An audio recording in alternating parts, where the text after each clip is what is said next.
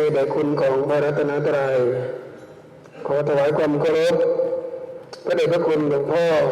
ดร.มหาเวทมัสเสนัยรองประธานผู้ประจำการศูนย์กลางองค์การพุทธศาสนาสัมพันธ์ลาวท่านอาจารย์ดร.วงประเสริฐภูมิวงศ์ผู้อำนวยการวิทยาลัยสงฆ์องค์เต้และพระมหาเถรานุเถระทุกรูปเจริญพรท่านสมบูรณ์อริยะหัวหน้ากรมการศาสนาท่านนางบัวลอนวงดาราแสนเจ้าเมืองจันทบุรีดร.อินลาวันแก้วบุญพันธ์ประธานสภาผู้หญิงศูนย์กลางพร้อมด้วยผู้นำองค์กรภาครัฐภาคเอกชนทุกภาคส่วนตลอดจนถึงน้องๆลูกหลานเด็กเยาวชนที่วันนี้สนใจมาร่วมฟังธรรมกันอย่างคับคั่งเอาละทุกท่านเอามือลงได้วันนี้กรรมภาพรู้สึกปีติยินดีมากเพราะไม่คิดมาก่อนว่าห้องประชุมที่กว้างใหญ่ขนาดนี้จะมีผู้สนใจใฝ่ฟังธรรมอย่างอุ่นหนาฝาข้างก็คงจะเป็นอย่างที่ท่านอาจารย์ท่านพูดว่าปรากฏการณ์อย่างนี้ไม่ได้ทุกวันท่านอาจารย์ดร.พระมหาเวทบอกว่าในรอบ50 ปีมีคนมาฟังธรรมเหมือนมาดูคอนเสิร์ตนี่ไม่ใช่ง่ายเพราะธรรมะเนี่ยสำหรับคนทั่วไปมักจะมองว่าเป็นยาขมหม้อใหญ่เมื่อพูดขึ้นมาในบางทีพระยังไม่ทันเทศคนรุ่นใหม่หาวให้ดูต่อหน้าต่อตาฉะนั้นนี่คือสิ่งที่สะท้อนให้เห็นว่าสิ่งดีๆกำลังจะเกิดขึ้นในบ้านเมืองเพราะอะไรเพราะพระองค์ตรัสไว้ว่าธรรมะนั้นเป็นบุพนิมิตของชีวิตดีงามที่ใดก็ตามที่มีธรรมะสิ่งดีๆก็จะตามมาที่ใดก็ตามที่ห่างไกลธรรมะสิ่งแย่ๆก็จะตามมาฉะนั้นวันนี้เมื่อเรามีธรรมะเป็นประทีปธรรมนำชีวิตจริงไม่ต้องสงสัยเลยว่าสิ่งที่ดีๆนั้นกำลังจะตามมาแน่นอนเราลองสังเกตดูก็ได้ระหว่างคนที่ใช้ธรรมะนำชีวิตกับคนที่หันหลังให้ธรรมะใครมีชะตากรรมที่ดีกว่ากันและวันนี้ธรรมะก็กำลังถูกท้าทายอีกครั้งหนึ่งเพราะอะไรเพราะว่าโลกที่กำลังเปลี่ยนไปอย่างนี้มีคนพูดกันว่าทุกวันนี้โลกเข้าสู่ยุคข่าวสารข้อมูลเข้าสู่ยุคดิจิตอลและธรรมะจะอยู่ยังไงจะมีที่อยู่จะมีที่ยืนหรือและยิ่งในอาเซียนของเรา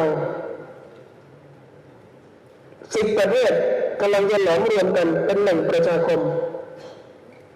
เวลาธรรมภาพได้ยินข่าวเรื่องเศรษฐกิจสังคมการเมืองของอาเซียนหลอมรวมกันเป็นประชาคมอาเซียนนะอาจารย์ว่าเราฟังดูว่าเขาพูดถึงธรรมะนะที่ว่าเข้าสู่อาเซียนนะมีช่องมีทางมีเวทีให้ธรรมะนะพูดเมื่อไหร่ประชุมเมื่อไหร่ก็ได้ยินแต่ว่าจะค้าขายยังไงจะได้ยินแต่แค่นั้นเนี่ยลาวกับไทยจะขายอะไรไทยกับกัมพูชาจะขายอะไรพอเมื่อเปิดประเทศแล้วมีแต่คนจะแห่กันไปลงทุนก็พูดอย่างนี้ฟังแล้วมันไม่มีช่องให้ธรรมะเหยียบเข้าไปเลยอาจารย์มาถามว่าแล้วชาวโลกเขาไปรวมกันเหมือนพระแล้วจะอยู่ไหนเนี่ยหลวงพ่อทั้งหลายจะยังไงต่อเนี่ยแล้วพระเนี่ยไม่ใช่ประชาคมอาเซียนหรือโยมทั้งหลายก่อนเซ็นสัญญากันคิดถึงพระหรือเปล่าอันนี้เป็นเหตุที่ท่านอาจารย์ดวงประเสริฐท่านคงคิดเหมือนอาตมานะว่าเราหลงลืมอะไรบางอย่างไหมชาวโลกทั้งหลายเนี่ยรวมกัน10 ประเทศเนี่ยจะร่วมกันทำมาค้าขายแล้วจากนี้ไปพอหลอมรวมกันปั๊บ นะไม่มีพรมแดนอีกแล้วไปมาหาสู่กัน10 ประเทศไม่ต้องใช้วีซ่าแล้วใครอยากไปใครอยากจะมาก็มาไม่ต้องใช้วีซ่าแต่ว่าต้องใช้มันนี่นะอย่าคิดว่าไม่ใช้วีซ่าแล้วเมืองไทยแล้วไม่ใช่นะต้องมีเงินแต่มีเงินพอไหมที่จะเข้าสู่อาเซียนไม่พอหรอกมีเงินก็ไม่พอหรอกเพราะอะไรเพราะว่าถ้าเรามีเงินนะเราซื้อตั๋วเครื่องบินไปเมืองไทยได้นะพี่น้องเราไปเมืองไทยได้สบายเลยพี่น้องไทยมาเมืองเราได้สบายเลยเพราะอะไรเพราะว่าเราแทบไม่มีความต่างเลย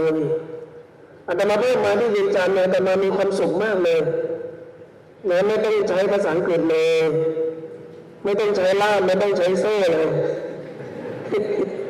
ข้าวปลาอาหารก็ฉันได้ทุกอย่างปกติทุกอย่างเห็นแม่ออกยมแม่ก็รู้สึกว่าแทบไม่มีความต่างจากเมืองไทยเจอพระเดชพระคุณหลวงปู่หลวงพ่อก็กล่าวว่าได้อย่างสนิทอกสนิทใจใช้ภาษาเดียวกันเมื่อพระสวดมนต์ก็อันเดียวกันอาตมามีความสุขเพราะฉะนั้นลาวกับไทยเนี่ยเข้าอาเซียนเนี่ยไม่มีปัญหานะสบายมากไม่มีเงินก็เข้าได้ไม่มีวีซ่าก็เข้าได้เอาละแต่พอลาวกับไทยจะไปพม่าปั๊บอาตมาพูดได้คำเดียวมินกะลาบาคำเดียวแล้วพอจะเลยพม่าไปอินโดนีเซียปุ๊บอาตมาไปไม่เป็นแล้วจากอินโดนีเซียจะไปสิงคโปร์ปั๊บโอ้โหค่าครองชีพสูงมากมีเงินยังไม่พอนะต้องใช้ภาษาอังกฤษล้วนๆเลยพอไปกัมพูชาภาษาไทยจอดอีกเห็นไหมมีก็ติดขัดละฉะนั้นเราจะเข้าสู่ประชาคมอาเซียนไม่ว่าจะทางสังคมการเมืองเศรษฐกิจและวัฒนธรรมท่านทั้งหลายก็จะเห็นได้ชัดว่าอ๋อเราถ้าลายได้แค่พรมแดนทางการเมืองคือไม่ต้องใช้วีซ่าแล้วและการค้าแต่พรมแดนทางวัฒนธรรมนั้นเรายังทลายไม่ได้อย่างน้อยที่สุดภาษายังเป็นอุปสรรคที่สำคัญอยู่นั่นหมายความว่าไงนั่นหมายความว่าถ้าเราจะเข้าสู่ประชาคมอาเซียนเราก็ต้องเรียนรู้ภาษาของเพื่อนนะเราต้องเรียนรู้ภาษาของเพื่อนเราจะไปทำมาค้าขายกับประเทศไหนเราต้องเรียนรู้ภาษาของประเทศนั้นฉะนั้นเมื่อพูดถึงกันว่าเข้าสู่ประชาคมอาเซียนเราจะเข้ายังไงคำว่าเข้าสู่ประชาคมอาเซียนไม่ได้หมายความว่าเข้าพรมแดนเขาเท่านั้นนะเหนือกว่านั้นคือเราต้องเข้าใจเข้าอกเข้าใจเพื่อนบ้านของเราทั้ง10 ประเทศการเข้าสู่หมายความว่าการเข้าสู่พรมแดนของแต่ละประเทศน่ะไม่ใช่เรื่องใหญ่เราพูดไม่ได้ก็ใช้ล่ามได้แต่ที่เรื่องใหญ่กว่านั้นคือการเข้าใจเพื่อนบ้านอันนี้สำคัญเพราะถ้าเราไม่เข้าใจเพื่อนบ้านของเรานะเดี๋ยวเราไปคบค้ากับเขาเราไปทำมาหากินในบ้านเขาเรามีปัญหาทันทีปัญหายังไงปัญหาที่เกิดที่เมืองไทยพี่น้องจีนมาเที่ยวเมืองไทยที่วัดแห่งหนึ่งเมืองไทยในวัดแห่งหนึ่งซึ่งมีชื่อเสียงมากเป็นวัดใหม่คนไทยเรียกวัดขาวฝรั่งเรียกไวท์เทมเพิลก็คือวัดร่องคุณวัดร่องคุณนี่จะสร้างห้องน้ำสวยมากเป็นสีทองอร่ามเลยนะนักท่องเที่ยวมาเนี่ยแทบจะไม่มีใครกล้าไปใช้ห้องน้ำนั้นนะมาถึงปุ๊บก็ไปยืนหน้าห้องน้ำถ่ายรูปเพราะสวยมากแต่นักท่องเที่ยวจีนมานักท่องเที่ยวจีนไปถึงทั้งถ่ายรูปไปทั้งถ่ายคลิปด้วยแล้วตอนนั้นยังไม่พออ่างล้างหน้าปกติก็ใช้ล้างหน้านักท่องเที่ยวจีนนะลูกทำธุระเสร็จแล้วอุ้มลูกขึ้นนั่งบนอ่างล้างหน้าแล้วล้างตรงนั้นเลยล้างอุจจาระปัสสาวะที่นั้นเลยบนอ่างล้างหน้าเลยเกิดเรื่องเหตุศิลปินโวยวายออกโทรทัศน์ทั้งไทยทั้งจีนดังไปทั่วโลกเห็นไหมก็กลายเป็นเรื่องใหญ่เป็นเรื่องของวัฒนธรรมการใช้ห้องน้ำที่ไม่เหมือนกันอย่าไปคิดว่าเรื่องพื้นเนี่ยไม่จำเป็นนะไม่สำคัญนะสำคัญมากนะ อย่างบางทีคนไทยไปญี่ปุ่นปีนี้เกิดเรื่องเกิดราวศิลปินบางคนถูกระงับการเล่นโซเชียลมีเดียไป6 เดือนห้ามอะไรนะห้ามเล่น Facebook 6 เดือนจะตายคาที่เอาเพื่อไทยกันเนี่ยติด1 ใน 10 ประเทศที่ใช้ Facebook เยอะที่สุดในโลกใช้กันจริงใช้กันจังตื่นเช้าขึ้นมาสิ่งแรกที่ทำควานหาโทรศัพท์คลิกดูมีอะไรคนฟอลโล่5 คนนึงไล่ดูด้วยความภูมิใจคบกันอยู่5 คนดูถ่ายทุกสิ่งทุกอย่างลงก่อนนอนเซลฟี่ดีแล้วถ่ายหน้าสดมาอีกอย่างนั้นแล้วก็มีน้องๆกลุ่มหนึ่งไปที่ญี่ปุ่นไปชมซากุระเขาไม่รู้วัฒนธรรมการชมซากุระนี่เป็นดอกไม้ประจำชาติญี่ปุ่นนะเวลาไปชมต้องมีสมบัติผู้ดีนิดนึงนะยงถ่ายรูปไปยืนอยู่ห่างถ่ายรูปแต่นักท่องเที่ยวไทยกลุ่มนั้นไปถึงปุ๊บดึงกิ่งมาแนบแก้มเลยแชะแล้วอัพเฟซบุ๊กให้นั้นเองมาถึงเมืองไทยกลายเป็นเรื่องเลยถูกคนรุมด่าว่าคุณไปโน้มกิ่งมาแนบแก้มได้อย่างผิดกฎการชมซากุระและหลังจากนั้นหนังสือพิมพ์ทุกฉบับทีวีทุกช่องรายงานพร้อมกัน1 อาทิตย์เต็มดารากลุ่มนั้นไม่กล้ากลับเมืองไทยเลยกลับเป็นมาถึงไทยไม่กล้าออกสนามบินด้านหน้าแล้วกันสื่อรอสัมภาษณ์เนี่ยแค่เอาซากุระมาแนบแก้มนี้เป็นเรื่องเลยแล้วอีกกลุ่มหนึ่งนักท่องเที่ยวไทยไปญี่ปุ่นนั่งรถชินกันเซ็นพอขึ้นไปปุ๊บก็บอกให้นั่งเฉยๆไม่นั่งเดินไปเที่ยวแล้วก็ไปไม่รู้ภาษาญี่ปุ่นมือไม้ก็ตายเป็นเกียร์กาแล้วไปกดปุ่มอันตรายมันบังทั้งคันรถเขาจอดทันทีคนพันแต่คนติดอยู่ในรถนั้นแล้วตำรวจมาพลิกพร้อมหน้าพร้อมหลังครบหมดอาวุธครบเลยนั่นมันเป็นปุ่มอันตรายที่จะปวดกันก็ต่อเมื่อมีผู้ก่อการร้ายขึ้นเห็นไหมคนตำรวจขึ้นมานะคนนั้นยังทำหน้าไม่รู้เลยว่ามันไม่ได้ตัวดีอันนี้คือปัญหาทางวัฒนธรรมเวลาที่ประเทศต่างๆล้อมรวมกันแบ่งติดกันแล้วเนี่ยถ้าเราไม่ทำความเข้าใจนะไม่รู้เขาไม่รู้เราจะเป็นตัวปัญหาเราจะเป็นตัวปัญหาเลยอันนี้เรื่องใหญ่แม่ธรรมภาพก็มีประสบการณ์ตรงบ่อยมากปีก่อนอาตมาภาพไปเทศที่ฝรั่งเศสช่วงหน้าหนาวพอดีหนาวมากพอมันหนาวมากเราก็ต้องทำตัวให้อุ่นๆโยมก็เอาเสื้อผ้าอุ่นๆสีส้มนั้นที่มันใส่พร้อมๆกับจีวรได้ใส่ไว้ข้างในอาตมาก็มีหมวกสีส้มนะอีก1 ใบมีผ้าคลุมอีก1 ใบคือเวลาใส่ครบชุดอยู่ในเดินนะโยมยังกระเดเลมอนนะเดินเลยกระเดเลมอนเลยแล้ววันหนึ่งอาตมาภาพเทศเสร็จอาตมาภาพก็ไปที่พิพิธภัณฑ์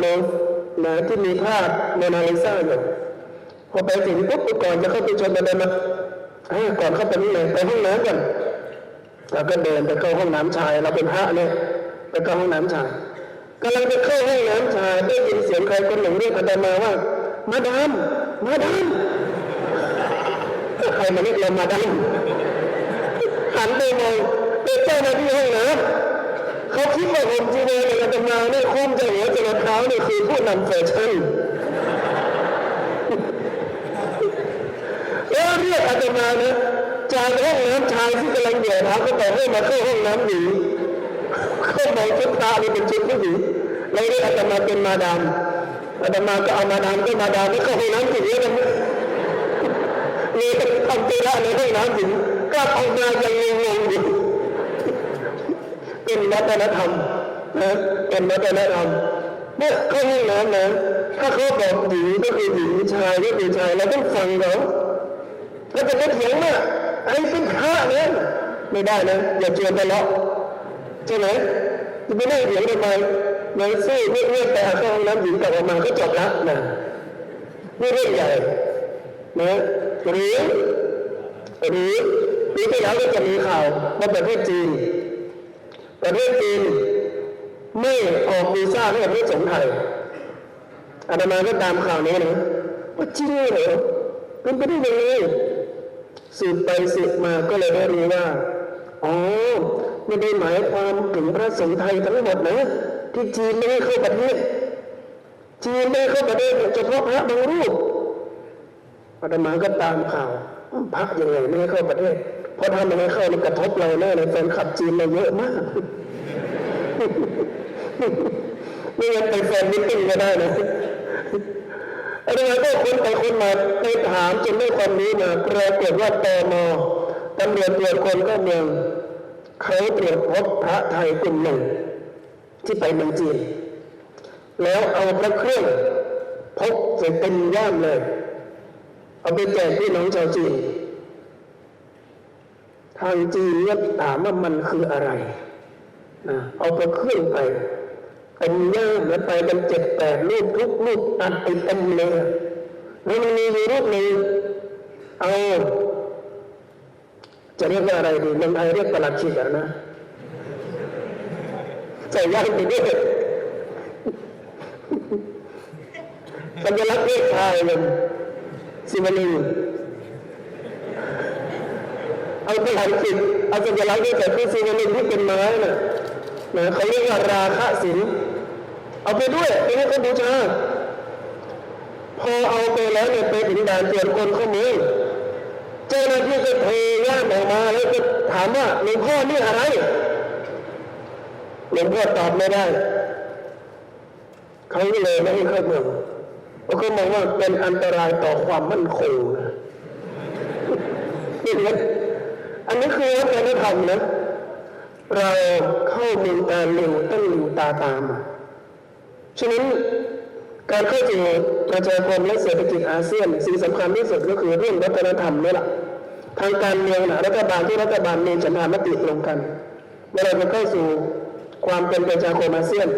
อันนั้นคือทางการเมืองทั้งเศรษฐกิจคือ10 ประเทศนี้จะทำมาค้าขายร่วมกันนะแต่ทางวัฒนธรรมเช่นภาษายังเป็นปัญหาอยู่ศาสนายังต้องคุยกันและชาติพันธุ์ที่แตกต่างหลากหลายจะเคารพกันยังไงจะให้เกียรติกันยังไงจะอยู่ร่วมกันยังไงท่ามกลางความแตกต่างหลากหลายอย่างสันติอันนี้คือปัญหาที่จะเกิดขึ้นในพวกเราชาวประชาคมอาเซียนฉะนั้นโดยที่เข้าสู่อาเซียนนั้นเราก็ต้องรู้เขารู้เราเหมือนที่สินมีว่ารู้เขารู้เรารบ100 ครั้งชนะ100 คราว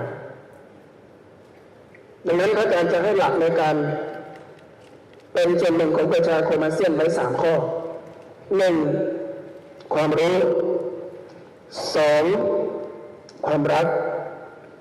3. ความสามัคคีผู้ศึกษาเราควรจะมี3คุณธรรม3คุณสมบัตินี้รู้รักสามัคคีถ้ามี3 เรื่องนี้เข้าสู่ประชาคมอาเซียนได้สบายมากรู้อะไรก็คือรู้เขารู้เ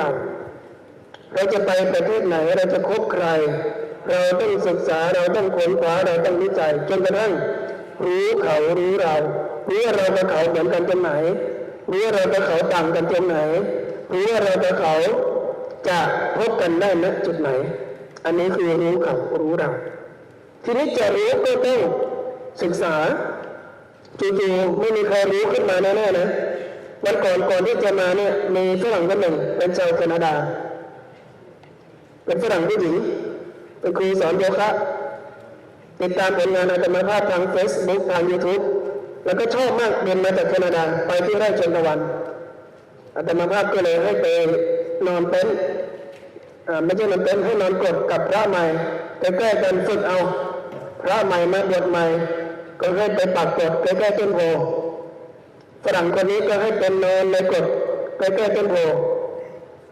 พอเป็นเที่ยงคืนอาตมาก็จะเข้านอนแล้วอาตมาก็อยากจะดูว่าฝรั่งคนนี้จะนอนในกดได้ไหมจะกลัวผีหรือเปล่านะเที่ยงคืนแล้วอาตมาลงไปตรวจดูพออาตมาว่าไปถึงไปตะโกนถามพี่เพชรฮัลโหลเงียบเก็บไม่มีอยู่ในกดนะเปิดกดดูไม่มี หายไปไหนเดินไปเดินมาปรากฏว่าฝรั่งคนนี้ขนเสื้อผ้าอาภรณ์ไปนอนใต้ต้นโพมันจะมาเดินโยมทำไมมานอนใต้ต้นโพเขาก็ลุกขึ้นอาจารย์เจ้าคะโยมอ่านพุทธประวัติมาบอกว่าพระพุทธเจ้าเนี่ยตรัสรู้ใต้ต้นโพโยมก็เลยนอนใต้ต้นโพนี่เดี๋ยวพรุ่งนี้เช้าจะได้ตรัสรู้เลยเห็นไหมฝรั่งไม่อยู่ในไทยก็ไม่รู้เดี๋ยวไม่รู้ได้เหมือนกันนะอ่านพุทธประวัติพุทธเจ้าเจ้าชายสิทธัตถะนั่งบำเพ็ญสมาธิใต้ต้นโพแล้วตรัสรู้เขาอ่านแค่นี้แล้วเขาก็ย้ายจับกดเป็นนอนใต้ต้นโพเลยคิดว่าตื่นมารุ่งขึ้นนะบรรลุธรรมเห็นไหมเนี่ยฉะนั้นฝรั่งเขาก็ไม่รู้เหนือไม่รู้ได้เหมือนกันไม่ใช่เราพี่น้องเราที่หนุ่มไทยเท่านั้นนะบางครั้งฝรั่งก็ไม่รู้เรื่องเหมือนกัน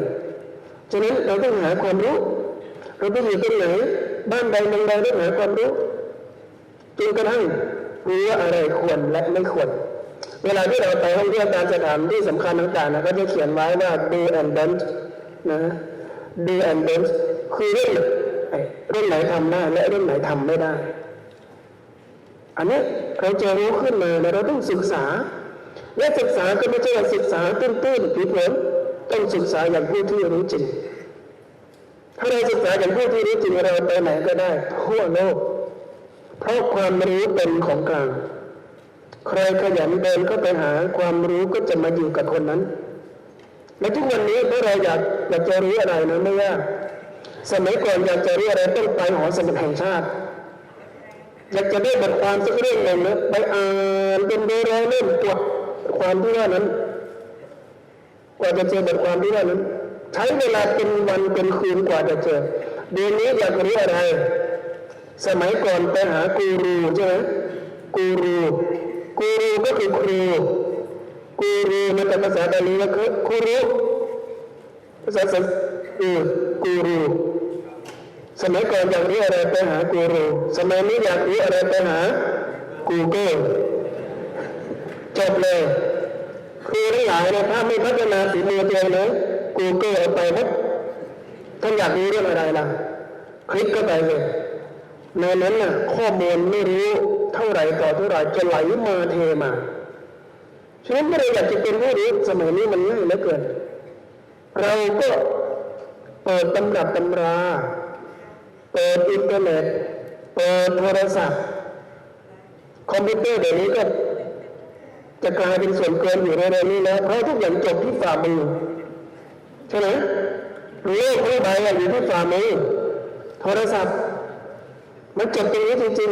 ๆเราเข้าอินเทอร์เน็ตได้ทุกที่ในทุกสถานในการทุกเมื่อและในฐานะพระนักเทศน์ทั้งหลายก็อยากจะฝากเตือนพวกเราด้วยพระนักเทศน์นักสอนก็ต้องระวังเหมือนกันถ้าเทศไม่ดีสอนไม่ดีคนรุ่นใหม่ควักโทรศัพท์ขึ้นมาคลิกหมดต่อหน้าต่อตาพระก็ไม่เว้นเมื่อครั้งเรานั่งอยู่บนธรรมะเขาก้มหน้าก้มตาคลิกอย่างเดียวอยากเดินลงไปดูว่ามันมีอะไรสำคัญกว่าธรรมะนั้นเหรอ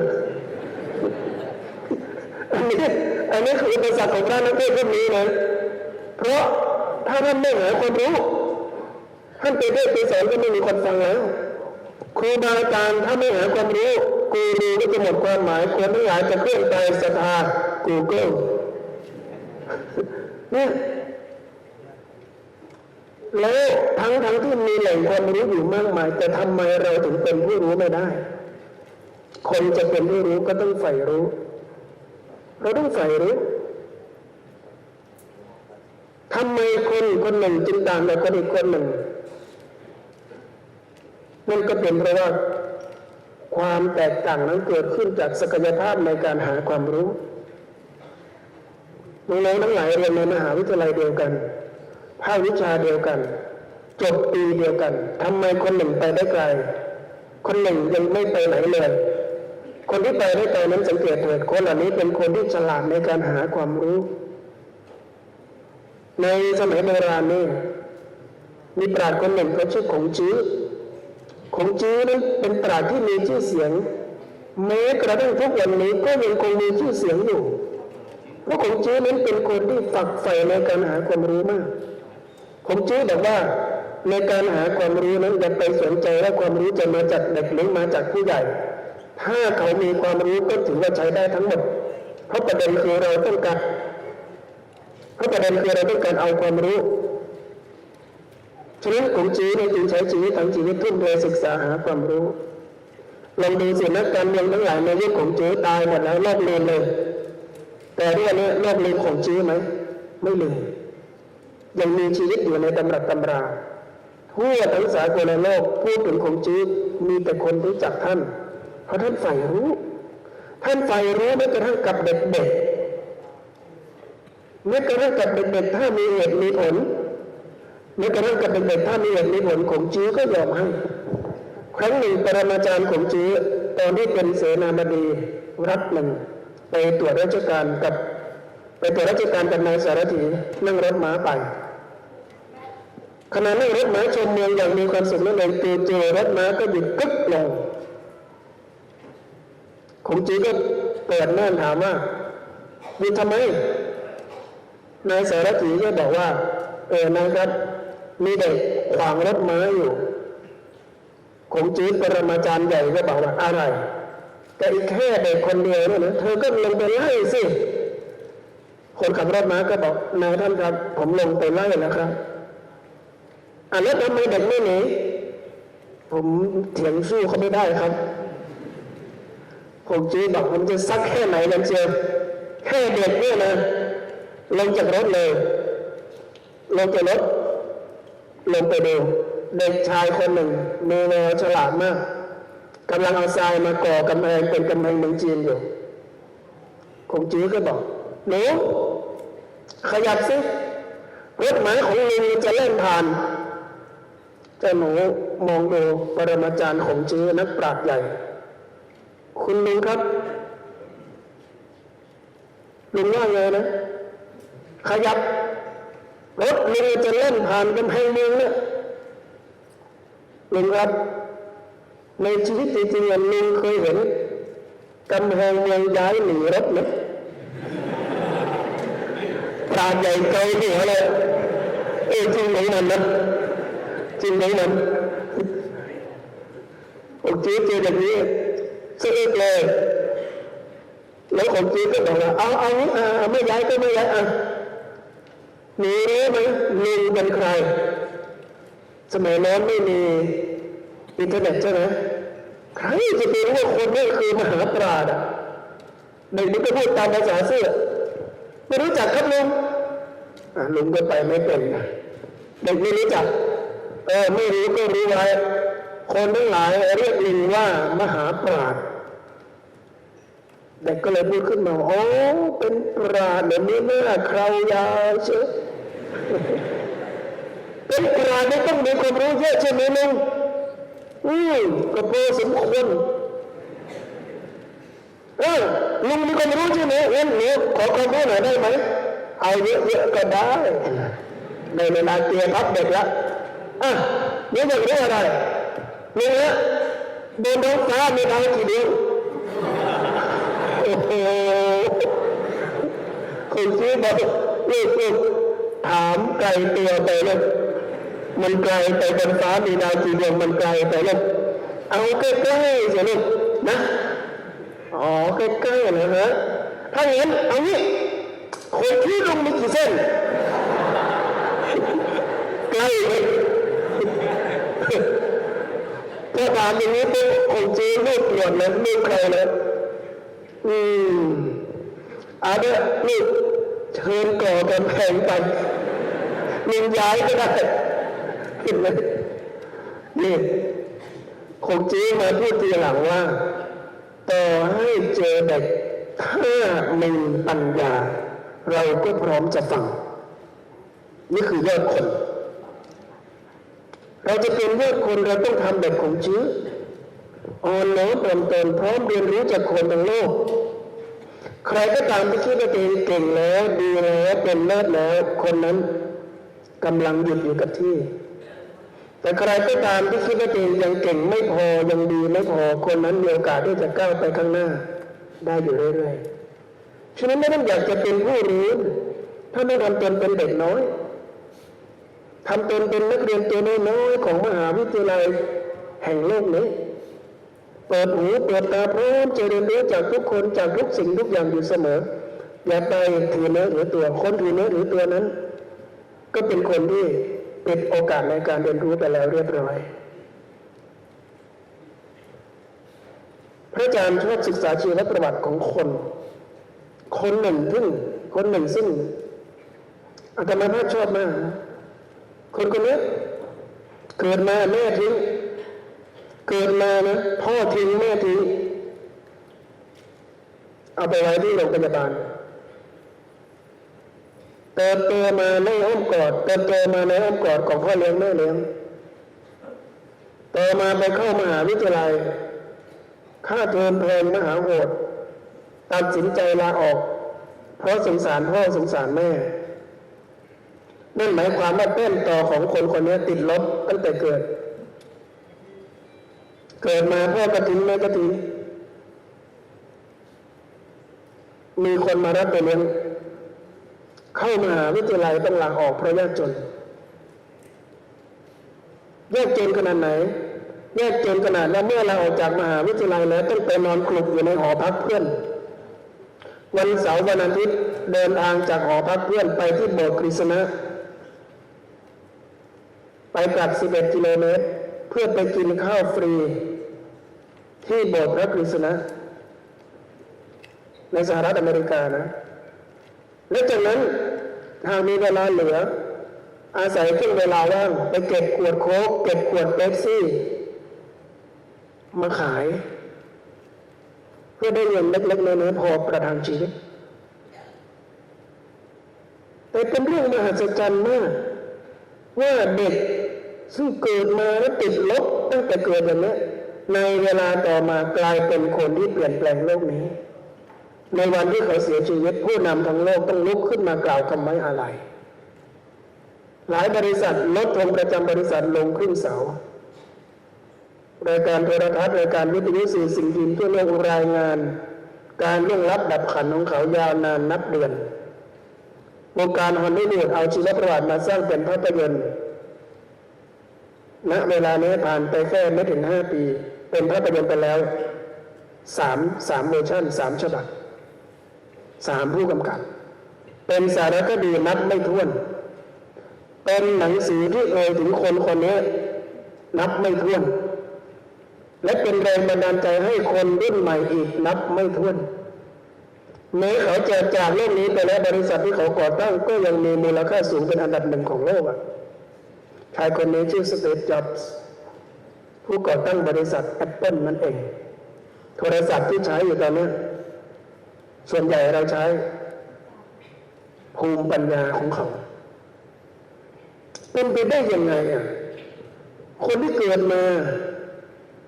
ถูกพ่อแม่ทิ้งเรียนไม่จบมหาวิทยาลัยมีชีวิตที่ทุกข์ทรมขมไหม้แล้วก็ยากจนครอบครัวล่มสลายแต่กลายเป็นนวัตกรผู้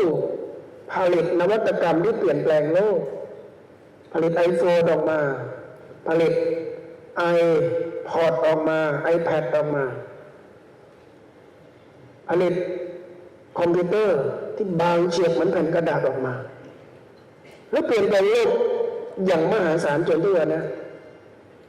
สมัยก่อนคอมพิวเตอร์เครื่องหนึ่งหลังเท่าบ้านเนี่ยเดี๋ยวนี้ได้ฝ่ามือนี่คือปัญญาของคนนี้ถามว่าแล้วคนนี้ไปฉลาดได้ยังไง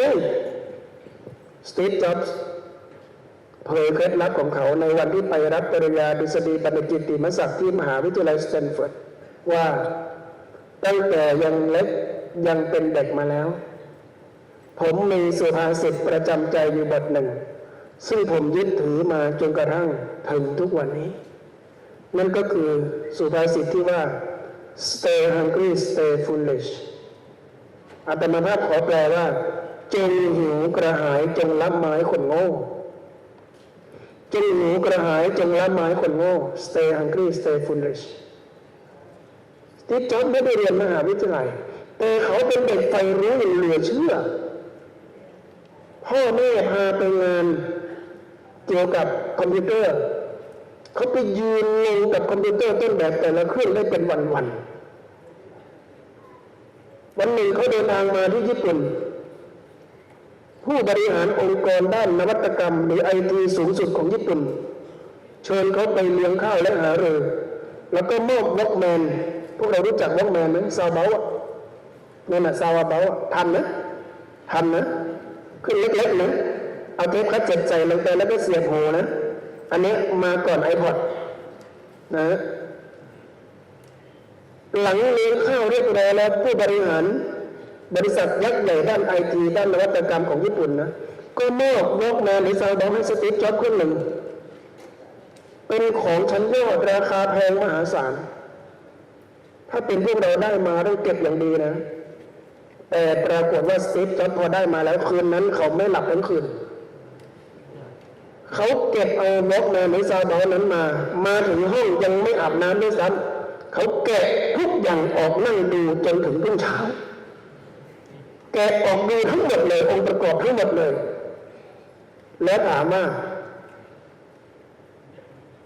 มันทำงานยังไงทำความเข้าใจจนทะลุทะลวงเมื่อเขากลับมาต่อมาเขาก็พัฒนาแนวคิดนั้นเป็น iPod เครื่องเล็กจิ๋วบรรจุเพลงได้นับพันเพลงพอเอาออกมาขายนะเกิดอะไรขึ้นวอล์กแมนตอนนี้ถ้าอยากดูนะไปดูในพิพิธภัณฑ์เห็นไหมเนี่ย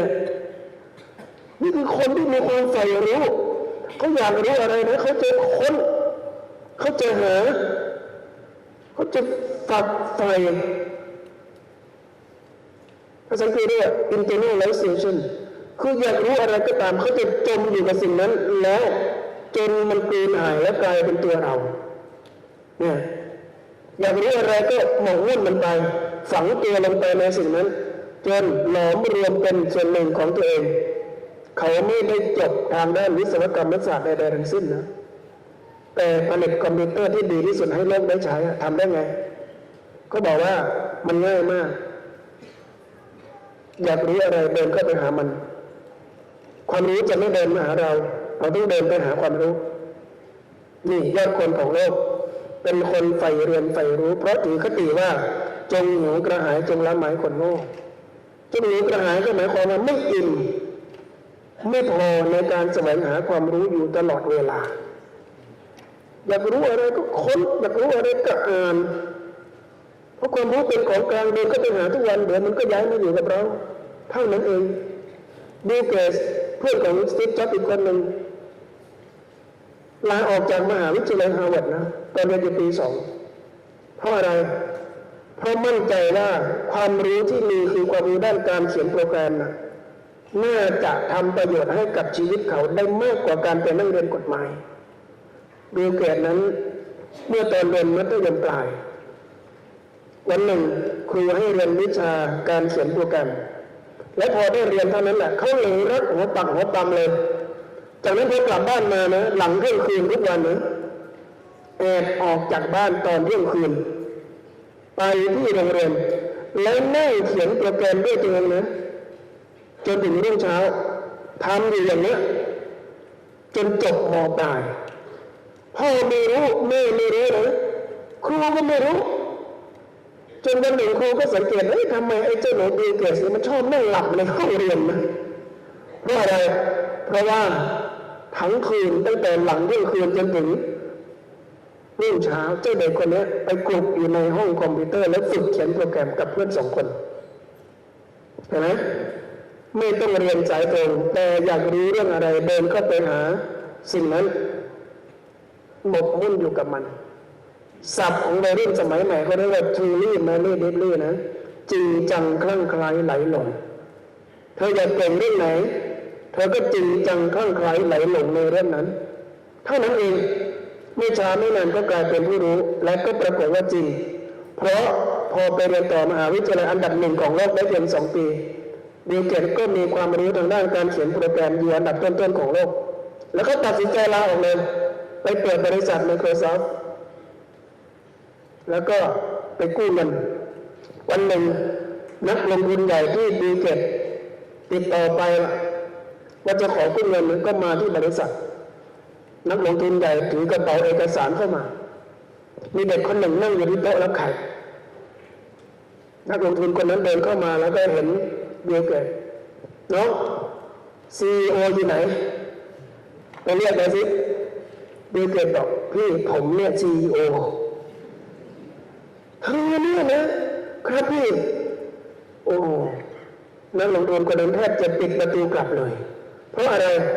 เด็กปี2ตั้งบริษัทเป็นไปได้ไงแล้วทุกวันนี้เกิดอะไรขึ้นเด็กปี2ที่เราจากมหาวิทยาลัยมาตั้งบริษัทเพราะมีความใฝ่รู้ในคอมพิวเตอร์เป็นรากฐานนั้นเป็นมหาเศรษฐีอันดับ1ของโลก16สมัยซ้อนนี่คือปาฏิหาริย์ของการใฝ่รู้ฉะนั้นเราจะเข้าสู่ AEC นะอยากรู้เรื่องไหนคนแล้วเจอข้อมูลดีๆคว้าแต่ถ้าพูดให้ครบเลยค้นก่อนค้น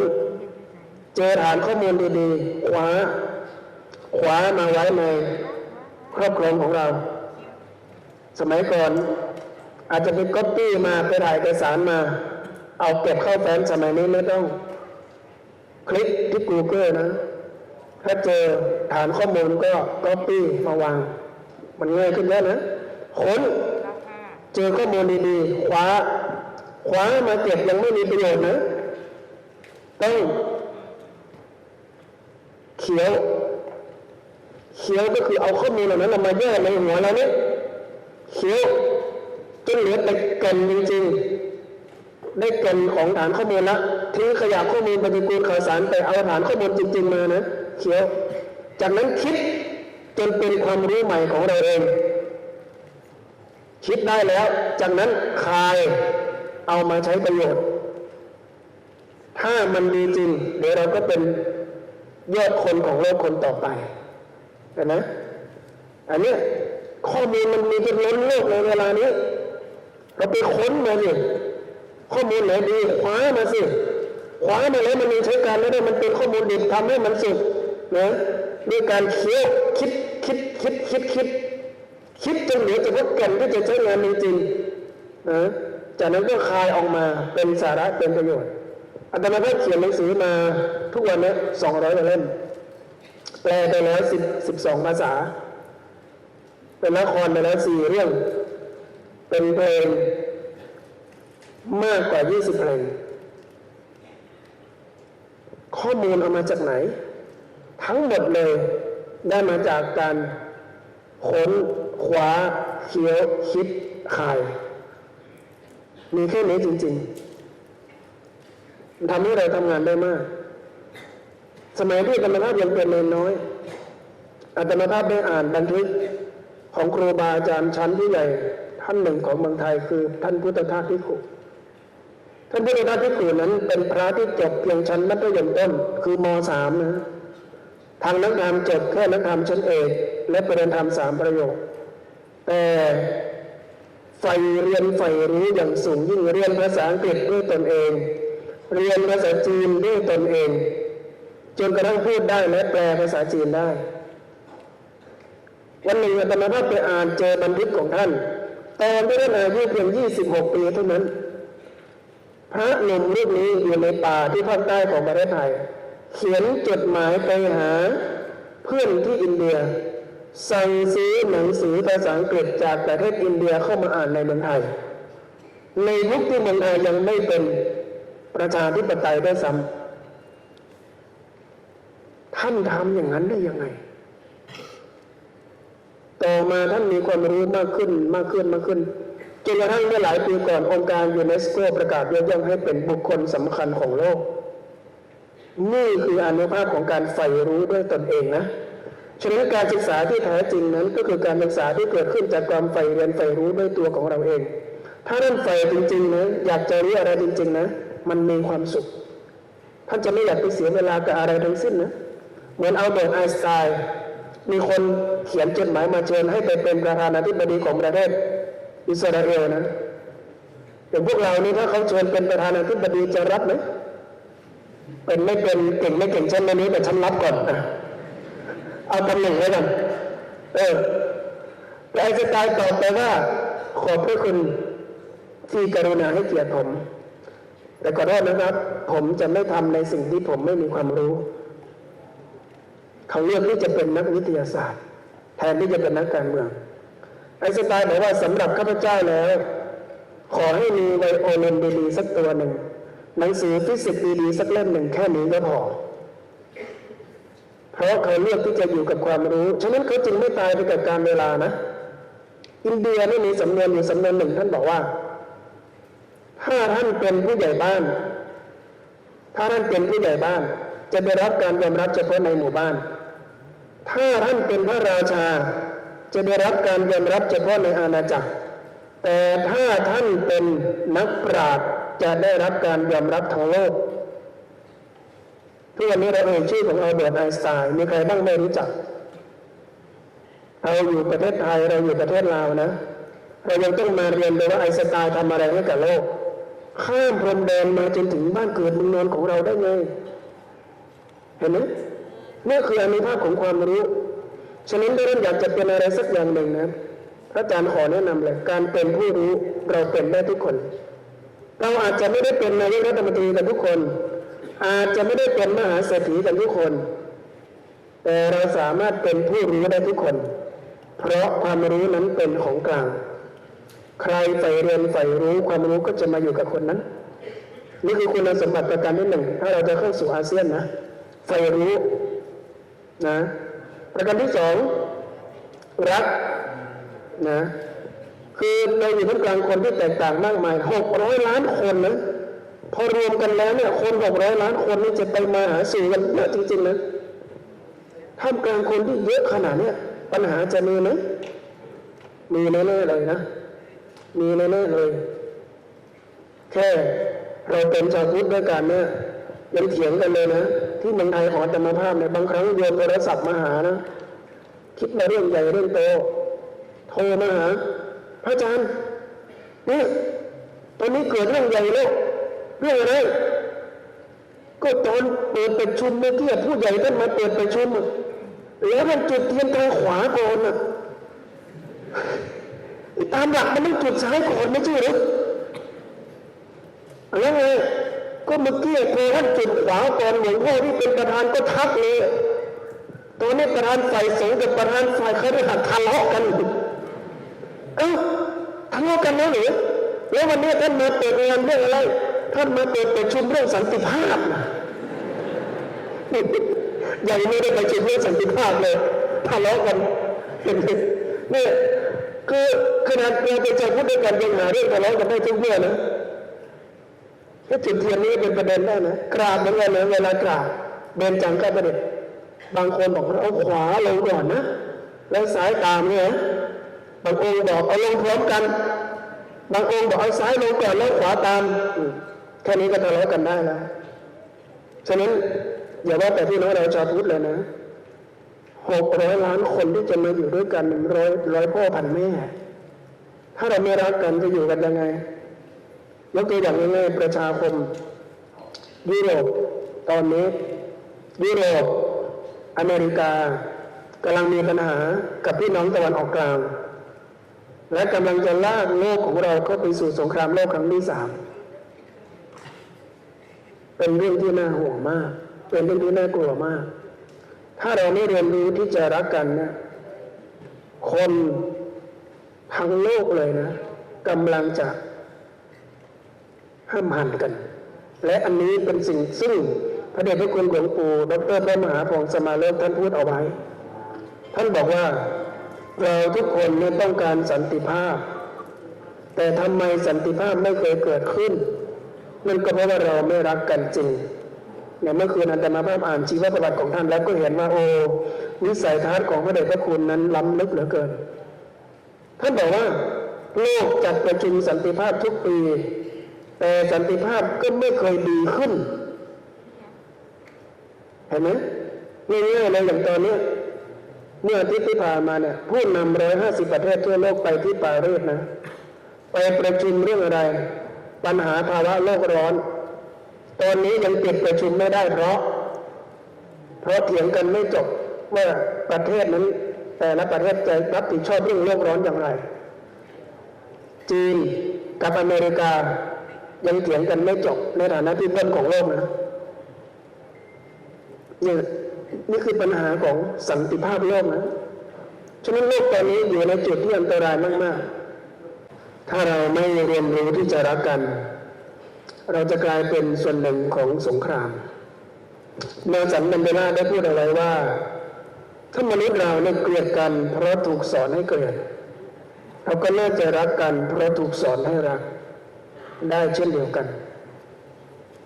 ทุกวันนี้เนี่ยเราถูกสอนให้รักไหมโลกทั้งโลกคนทั้งโลกถูกสอนให้รักไหมโลกทั้งโลกทุกวันนี้ถูกสอนให้แข่งถูกสอนให้แย่งถูกสอนให้กอบโกยถูกสอนให้อยากจนเกินพอดีทุกคนทุกแห่งนะในเวลานี้ทั่วทั้งโลกเลยถูกครอบงำด้วยกิเลสคือความโลภนั่นก็คือเราถูกยั่วให้อยากจนความอยากเทียมมันเกิดขึ้นแล้วเราก็เลยหาจนเกินพอดีอันนี้เรียกว่ายั่วให้อยากแล้วเราให้ซื้อฉะนั้นคนจริงแข่งแย่งแข่งขันกันทั้งโลกเลยแย่งอาหารกันกินแย่งถิ่นกันอยู่แย่งคู่กันที่สวรรค์แล้วแย่งอำนาจกันเป็นใหญ่เนี่ยจะนำโลกเราก็ไปสู่สงครามโลกมีองค์กรต่างๆเยอะมากนะเช่นองค์กรสหประชาชาติมีนาโต้มีอะไรอีกหลายอย่างชื่อคล้ายๆกันนั่นแหละแต่ปรากฏว่าสันติภาพไม่เกิดขึ้นนะทุกวันนี้องค์การสหประชาชาติแทบทำอะไรไม่ได้เลยปล่อยให้สงครามเกิดขึ้นกระจายไปทั่วโลกและเราก็มีคนทำงานด้วยสันติภาพอยู่เยอะมากแต่สันติภาพก็ยังไม่เกิดขึ้นอีกสันติภาพเป็นหลักอยู่ที่ไหนพระอาจารย์มีเรื่องเล่านะเรื่องจริงด้วยมีภิกษุณีรูปหนึ่งได้รับเชิญให้ไปประชุมเรื่องสันติภาพโลกที่แอฟริกาใต้ภิกษุณีรูปนี้ชวนนักข่าวคนหนึ่งไปด้วยนักข่าวคนนี้เป็นลูกศิษย์ผู้หญิงเป็นคนอารมณ์ร้อนทั้งครูและศิษย์นั่งเครื่องบินไปที่แอฟริกาใต้พอไปถึงประเทศนั้นแล้วต้องนั่งเครื่องบินภายในต่อไปอีกไปยังเมืองที่เกิดความขัดแย้งเกิดสงครามล้างเผ่าพันธุ์พอไปถึงสนามบินทางภิกษุณีและลูกศิษย์ก็ขึ้นไปนั่งบนเครื่องบินภายในประเทศเครื่องโลคอสต้นทุนต่ำใครไปถึงก่อนก็เลือกที่นั่งเอาเลยไม่ต้องจองภิกษุณีกับลูกศิษย์พอขึ้นไปถึงปุ๊บเอากระเป๋าเดินทางวางแบกไว้ที่นั่งติดหน้าต่างแล้วทั้งครูทั้งศิษย์ก็พากันไปเข้าห้องน้ำพอเข้าห้องน้ำเสร็จลูกศิษย์ที่เป็นนักข่าวกลับออกมาก่อนพอกลับออกมาถึงที่นั่งกระเป๋าหายแล้วมีคน2 คนไปนั่งแทนเป็นผู้หญิงอ้วนๆนั่งเต็มซะ4 เก้าอี้แต่ผู้หญิง2 คนนั่งได้แค่2 คนเท่านั้น4 เก้าอี้นั่งได้แค่2 คนเพราะอ้วนมากนักข่าวคนนี้ก็บอกว่าคุณคะที่นั่งตรงนี้ของดิฉันกับของหลวงแม่นะคะผู้หญิงคนนั้นก็ถามว่าของคุณเหรอแล้วทำไมคุณไม่นั่งก็ดิฉันไปเข้าห้องน้ำอยู่ดิฉันเอากระเป๋าวางไว้ตรงนี้ผู้หญิงอ้วนคนนั้นก็บอกกระเป๋าคุณหรือโน่นมันอยู่ตรงนั้นไงคุณก็ไปนั่งตรงนั้นสิผู้หญิงคนนี้ถูกท้าทายอย่างนี้ความโกรธขึ้นเลยเดือดปุดเลยคุณคะเราเอากระเป๋าวางไว้คุณก็เห็นนะคะฉะนั้นมันเป็นที่นั่งของเราใช่ค่ะแต่ตอนนี้ฉันย้ายให้แล้วไงไปอยู่โน่นโอ้โหเดือดปุดอีกเธอเป็นคนอารมณ์ร้อนคุยกันแม่เรื่องจริงเนื้อมือขึ้นสุดแขนจะตบสั่งสอนเนื้อมือขึ้นสุดแขนกำลังจะตบแล้วนะหลวงแม่เดินออกจากห้องน้ำมา เห็นเหตุการณ์พอดีหลวงแม่จึงถามว่าลูกกำลังจะทำอะไรจะตบสั่งสอนมันค่ะแม่หรือแล้วเรามาทำอะไรที่นี่ลูกมาประชุมสันติภาพโลกค่ะเห็นไหมนี่หรือคนทำงานสันติภาพฉะนั้นสันติภาพไม่ได้อยู่บนโต๊ะประชุมเสมอไปสันติภาพอยู่ที่ใจเราทุกคนนะสันติภาพอยู่ที่ใจเราทุกคนเราจะมีองค์การสหประชาชาติอีกกี่องค์การก็ไม่สามารถห้ามสงครามโลกได้ถ้าเราแต่ละคนยังมีความโกรธเกลียดชิงชังอยู่ในหัวใจพุทธศาสนาเป็นศาสนาที่สอนให้เราอยู่กันด้วยความรักแต่บางครั้งเราก็หลงลืมมิติด้านนี้ไปนะมีนิทานชาดกเรื่องหนึ่งดีมากๆอาตมาภาพอ่านแล้วชอบรู้สึกว่านี่เลยคือศาสนาสากลที่โลกกำลังต้องการมีมหาเศรษฐีอยู่คนหนึ่งวันหนึ่งเข้าไปเฝ้าพระราชาในเมืองกลับออกมาแล้วไปเจอวัยรุ่นคนหนึ่งนอนคุมโปงอยู่หน้าประตูเมืองเศรษฐีคนนี้ก็เลยหันมาพูดกับคนรับใช้ว่าเธอดูสิเนี่ยเจ้าหนุ่มคนนี้เมื่อคืนมันคงเที่ยวจนดึกอ่ะถึงได้มานอนคุมโปงเนี่ยตะวันสายเบี่ยงแล้วก็ยังไม่ยอมลุกเศรษฐีพูดกระเซาแค่นี้แล้วก็เดินไปแต่เจ้าหนุ่มวัยรุ่นคนนั้นโกรธมากโกรธเป็นจริงเป็นจังนะเลิกผ้าคุมโปงแล้วจำหน้าเศรษฐีไว้อาฆาตเศรษฐีว่าคอยดูนะเจ้าเศรษฐีนี่มายุ่งกับเรื่องชาวบ้านเราจะนอนกี่โมงจะตื่นกี่โมงมันเรื่องของเราเดี๋ยวเราจะสอนบทเรียนให้คนที่ยุ่งเรื่องชาวบ้านเดินลุกเจ้าหนุ่มคนนี้อาฆาตพยาบาทเสร็จแล้วก็หาโอกาสที่จะทำร้ายท่านเศรษฐีต่อมาเขาไปสืบมาว่าเศรษฐีมีทรัพย์สมบัติอะไรบ้างปรากฏว่าเศรษฐีนั้นมีทุ่งข้าวมีนาออร์แกนิกเยอะมากเขารอจนข้าวของเศรษฐีสุก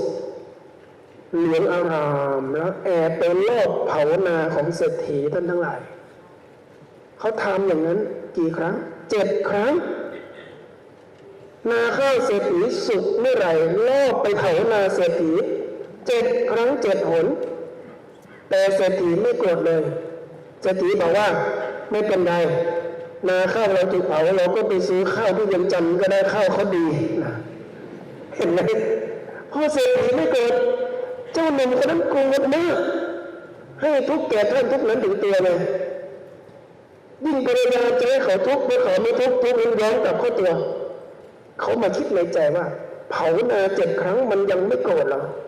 ต้องทำยังไงมันถึงจะโกรธมันถึงจะทุกข์วันหนึ่งก็สืบรู้มาว่าเศรษฐีมีฟาร์มวัวรีดโคลนรีดนมมาไปขายเจ้าหนุ่มคนนั้นแอบไปที่ฟาร์มวัวเศรษฐีนะลอบไปตัดเท้าวัวยมลอบเอามีดคมกริบเป็นไล่ตัดเท้าวัวกลางคืนนี่วัวมันยืนอยู่เขาลอบเข้าไปตัดจิบวัวตายทั้งฟาร์มเลยทำอย่างนั้น7 ครั้งฟาร์มวัวในฟาร์มตายเกลี้ยงหมดแล้วก็ดูว่าเศรษฐีจะโกรธไหมเศรษฐีไม่โกรธเศรษฐีบอกว่าไม่เป็นไรวัวตายก็ไม่ได้กินนมก็กินเนื้อแล้วกันเอาเนื้อไปขายโอ้โหเศรษฐีไม่โกรธเจ้านี่ก็ไม่เกรงขึ้นสมองเลย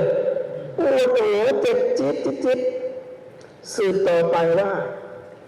เศรษฐีมีอะไรอีกที่จะทำให้แกโกรธสืบไปสืบมาก็ไปรู้ว่าเศรษฐีมีบ้านมีคฤหาสน์อยู่ในหลายที่หลายแห่งเมืองไทยก็มีเวียงจันทร์ก็มีพม่าก็มีอินโดนีเซียก็มีบรูไนก็มีเจ้านี่ไปตามเผาคฤหาสน์คือบ้านของมหาเศรษฐี7 หลังมีบ้านอยู่ที่ไหนแกไปตามเผาเรียบหมดเศรษฐีบอกว่าเผาก็ดีแล้วจะได้สร้างใหม่เรื่องหาสถานบันทึกฉันก็มาออกแบบโอ้โหพอเศรษฐีไม่โกรธมันโกรธหนักขึ้นอีกถึงขั้นเอาไปนอนโรงพยาบาลนะถ้าไม่เชื่อเราลองถามใจดูสิเวลาที่เราอิจฉาใครสักคนหนึ่งนะแล้วคนที่เราอิจฉามันดีวันดีคืนแต่เราทุกข์ไหมทุกข์เนี่ยที่เราไม่ชอบหน้ามันนะแล้วมันก็ก้าวหน้า พูดแบบเรายิ่งทุกข์ความก้าวหน้าของเขากลายเป็นความทุกข์ของเราเฉยเลยอะเรายิ่งไม่ชอบมันมีแฟนเรากว่าเราอีกซื้อรถก็หรูกว่าเราอีกมันเรียนหนังสือเกรดมันก็ดีกว่าเราโอ้ยคนที่อิจฉาคนอื่นในชาตินี้ไม่มีความสุขหรอกเพราะเขาเจ็บป่วยในโรคมะเร็งทางอารมณ์ใช่ไหมมะเร็งทางอารมณ์นี่เรามีสิทธิ์เป็นทุกคนนะกัดกินได้ทุกวันที่หนุ่มคนนั้นไปนอนให้น้ำเกลืออยู่ในโรงพยาบาลคิดในใจว่าเผานาเศรษฐีก็ไม่ทุกข์ตัดเท้าวัวเศรษฐีก็ไม่โกรธเผาก็ไม่อาจเจ็บหลังเศรษฐีก็ไม่อาจทนร้อนใจมีอะไรให้เผาอีกนะเขาก็ไปค้นใน Google นะค้นจนเจอความลับเศรษฐียังค้นไปค้นมาได้พบว่าเศรษฐีมีความศรัทธาในพระพุทธเจ้ามากทุกวันเศรษฐีต้องไปที่วัด2 ครั้งไปแต่ละครั้งก็เอาข้าวปลาอาหารไปถวายภาคเช้าเอาข้าวปลาอาหารไปถวายภาคบ่ายเอายาเอาน้ำปานะไปถวายมันแอบไปสืบมาจนรู้วันหนึ่งขณะที่พระพุทธองค์เสด็จดำเนินไปบิณฑบาตจะเนียนรอบเข้าไปจุดไฟเผาพระคันธกุฎีของพระพุทธเจ้าดูว่าโหดเหี้ยมด้านมินชาติขนาดไหนนะจุดไฟเผาเสร็จแล้วมันใจเย็นมากมันไม่หนีมันยืนอยู่ตรงนั้นชาวบ้านใจเมืองตื่นตกใจมากันเป็นหมื่นเป็นพันมากันเป็นพันเป็นหมื่นเป็นแสนช่วยกันดับไฟเจ้านี่ยืนใจเย็นดูผลงานตัวเองโหดของจริงดูเสื้อเศรษฐีจะเป็นยังไงทันใดนั้นก็มีใครไม่รู้ส่งไลน์ไปบอกท่านเศรษฐีนะนี่เรื่องเมื่อ2,000 ปีนะมีรู้ไลน์มีเรื่อง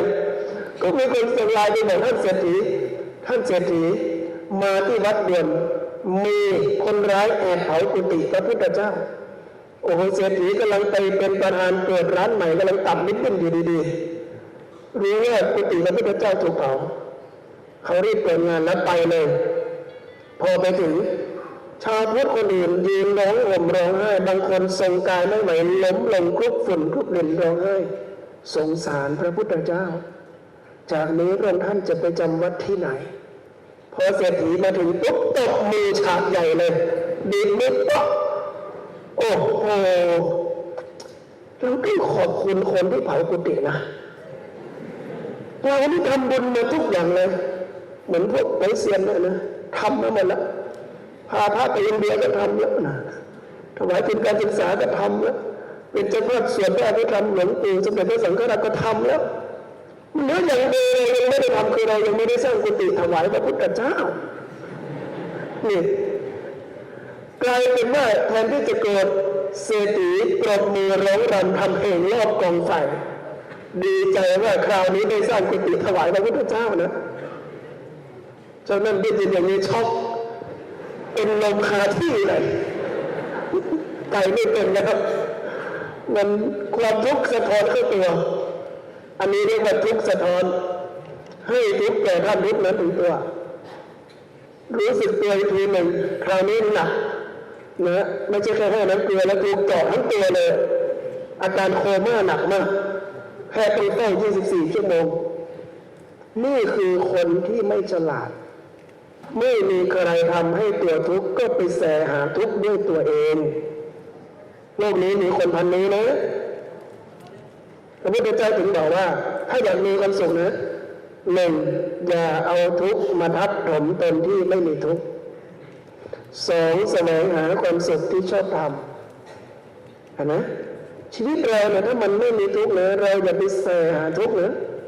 เมืองไทยมีสำนวนหนึ่งเรื่องว่าแกว่งเท้าหาเสี้ยนคือไม่ใช่เรื่องของเราแต่เราไปหาเรื่องพระอาจารย์จึงเติมให้อีกข้อหนึ่งว่าแกว่งเท้าหาเสี้ยนแกว่งชีวิตหาทุกข์เหมือนคนคนนี้พอเขาไปนอนอยู่โรงพยาบาลช้ำจิตช้ำใจมากระหว่างนั้นท่านเศรษฐีสร้างกุฏิใหม่เนื่องจากท่านมีเงินเยอะเดือนเดียวก็เสร็จสร้างเสร็จแล้วก็ออกฎีกานิมนต์นะเชิญญาติโยมทุกคนทุกแห่งมาร่วมถวายกุฏิในวันถวายกุฏินั้นคนมาร่วมกันเป็นหมื่นเป็นแสน เจ้านั่นยังไม่หายป่วยหักดิบออกจากโรงพยาบาลถอดสายน้ำเกลืองานนี้ต้องไปไม่ไปไม่ได้ก่อนจะไปที่วัดหามีดคมกริบได้เล่มหนึ่งซ่อนไว้ในผ้าคนอินเดียนั้นเวลาใส่เสื้อผ้านี่จะคลุมยาวมากซ่อนมีดไว้ตอนเป็นฝูงชนก็ไปนั่งอยู่หลังเศรษฐีรอว่าเผลอเมื่อไหร่ละงานเนี้ยต้องแทงนะพอพระพุทธเจ้าเสด็จมาถึงปั๊บเศรษฐีก็น้อมถวายกุฏิพระพุทธองค์รับเสร็จกล่าวคำอนุโมทนาพอพระพุทธองค์ยะถาวาริวหาเศรษฐียกแก้วน้ำขึ้นมา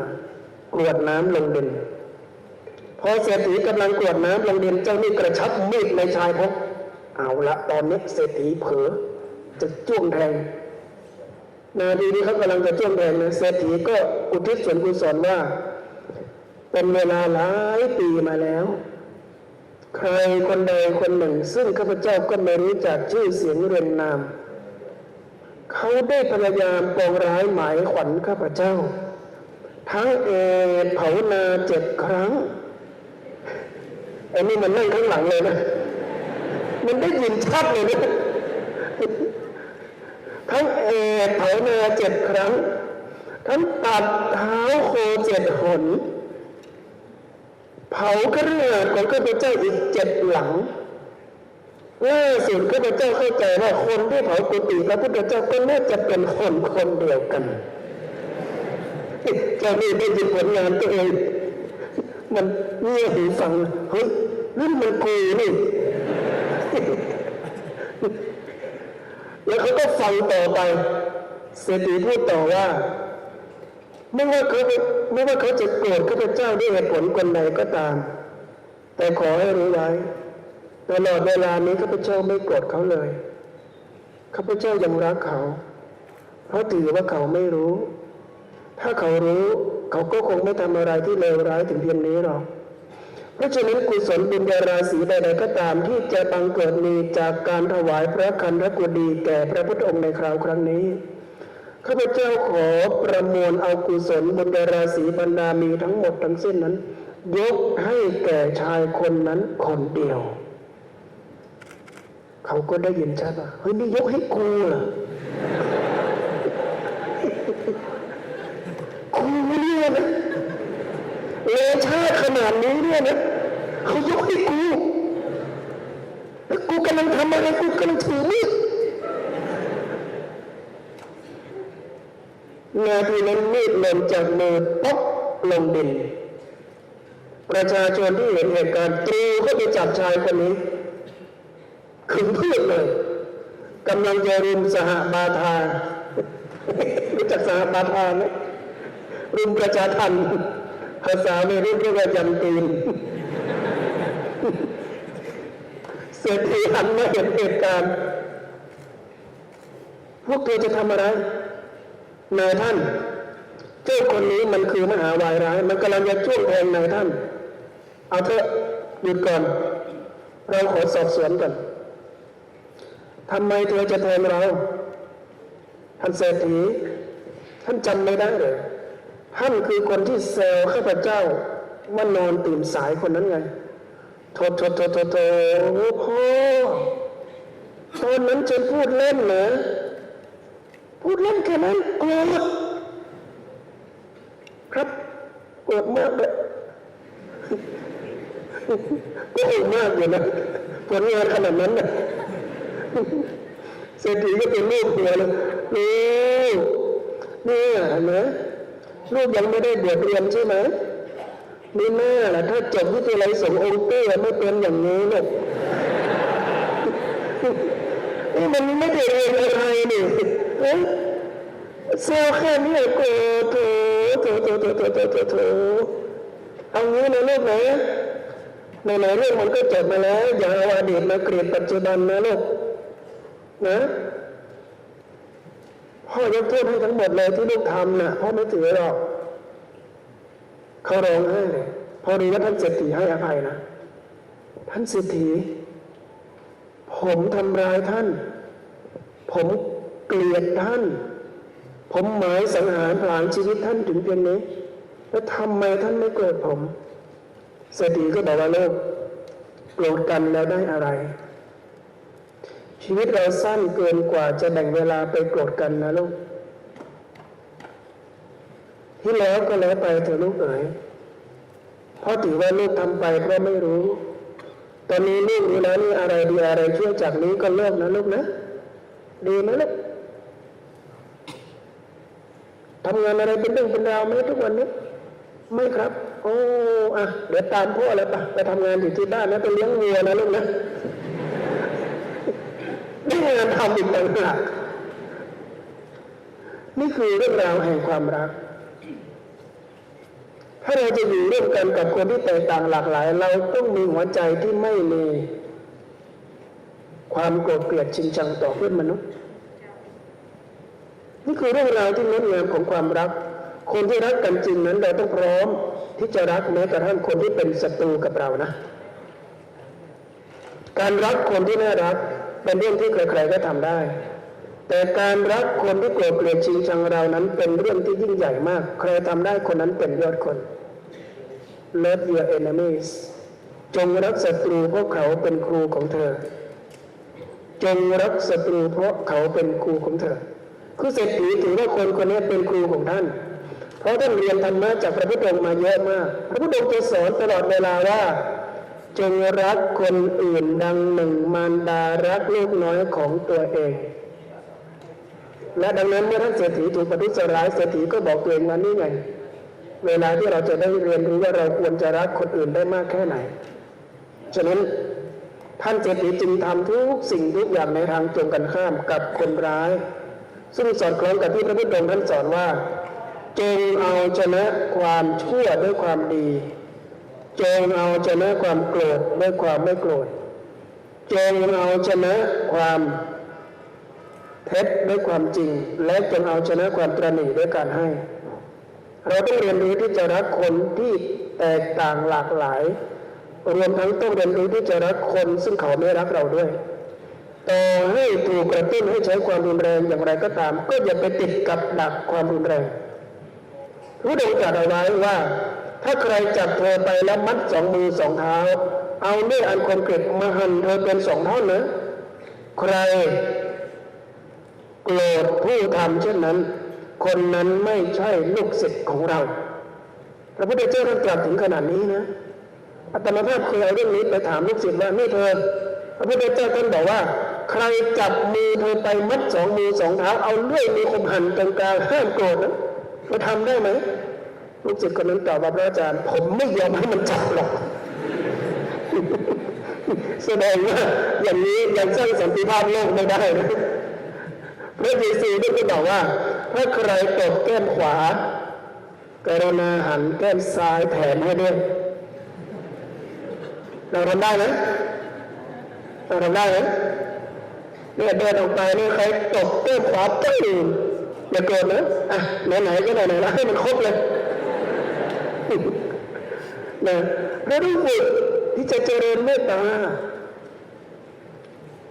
และสถานการณ์ไหนที่จะเจริญเมตตาได้ดีที่สุดล่ะก็สถานการณ์ที่เราถูกยั่ว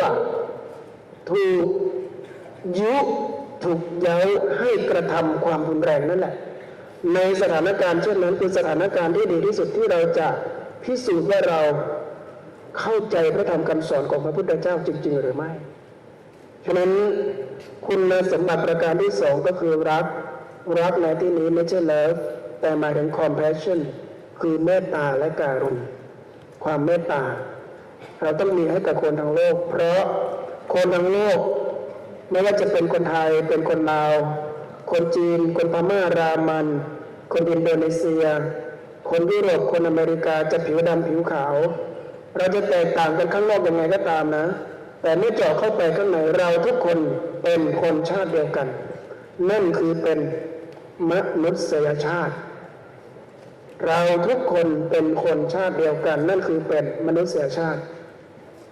เลือดของทุกคนมีสีแดงน้ำตาของทุกคนมีรสเค็มและเราทุกคนรักสุขเกลียดทุกข์กลัวความตายเหมือนกัน สัจธรรมพื้นฐานของพวกเราทุกคนนั้นเหมือนกันทุกอย่างเลยมีใครบ้างไม่รักสุขไม่เกลียดทุกข์ไม่กลัวความตายคนทั้งโลกต้องการสิ่งเดียวกันฉะนั้นเมื่อมองถึงสัจธรรมพื้นฐานอย่างนี้เราทุกคนนะเป็นพี่น้องร่วมโลกเดียวกันดังนั้นเวลาที่พระพุทธองค์ทรงสอนให้เราแผ่เมตตาน่ะสัพเพสัตตาสัตว์ทั้งหลายยังไม่พอนะสัตตาสัตว์ทั้งหลายยังไม่พอพระพุทธเจ้ากำกับไว้คำหนึ่งสัพเพทั้งปวงสัพเพสัตตาสัตว์ทั้งหลายทั้งปวงพระองค์ไม่ได้หมายความว่าสัตว์ทั้งหลายทั้งปวงนั้นคือเฉพาะชาวพุทธเท่านั้นนะไม่มีเลยสัพเพสัตตาในสัตว์ทั้งหลายทั้งปวงคือทั้งโลกเลยทั้งโลกเลยเนี่ย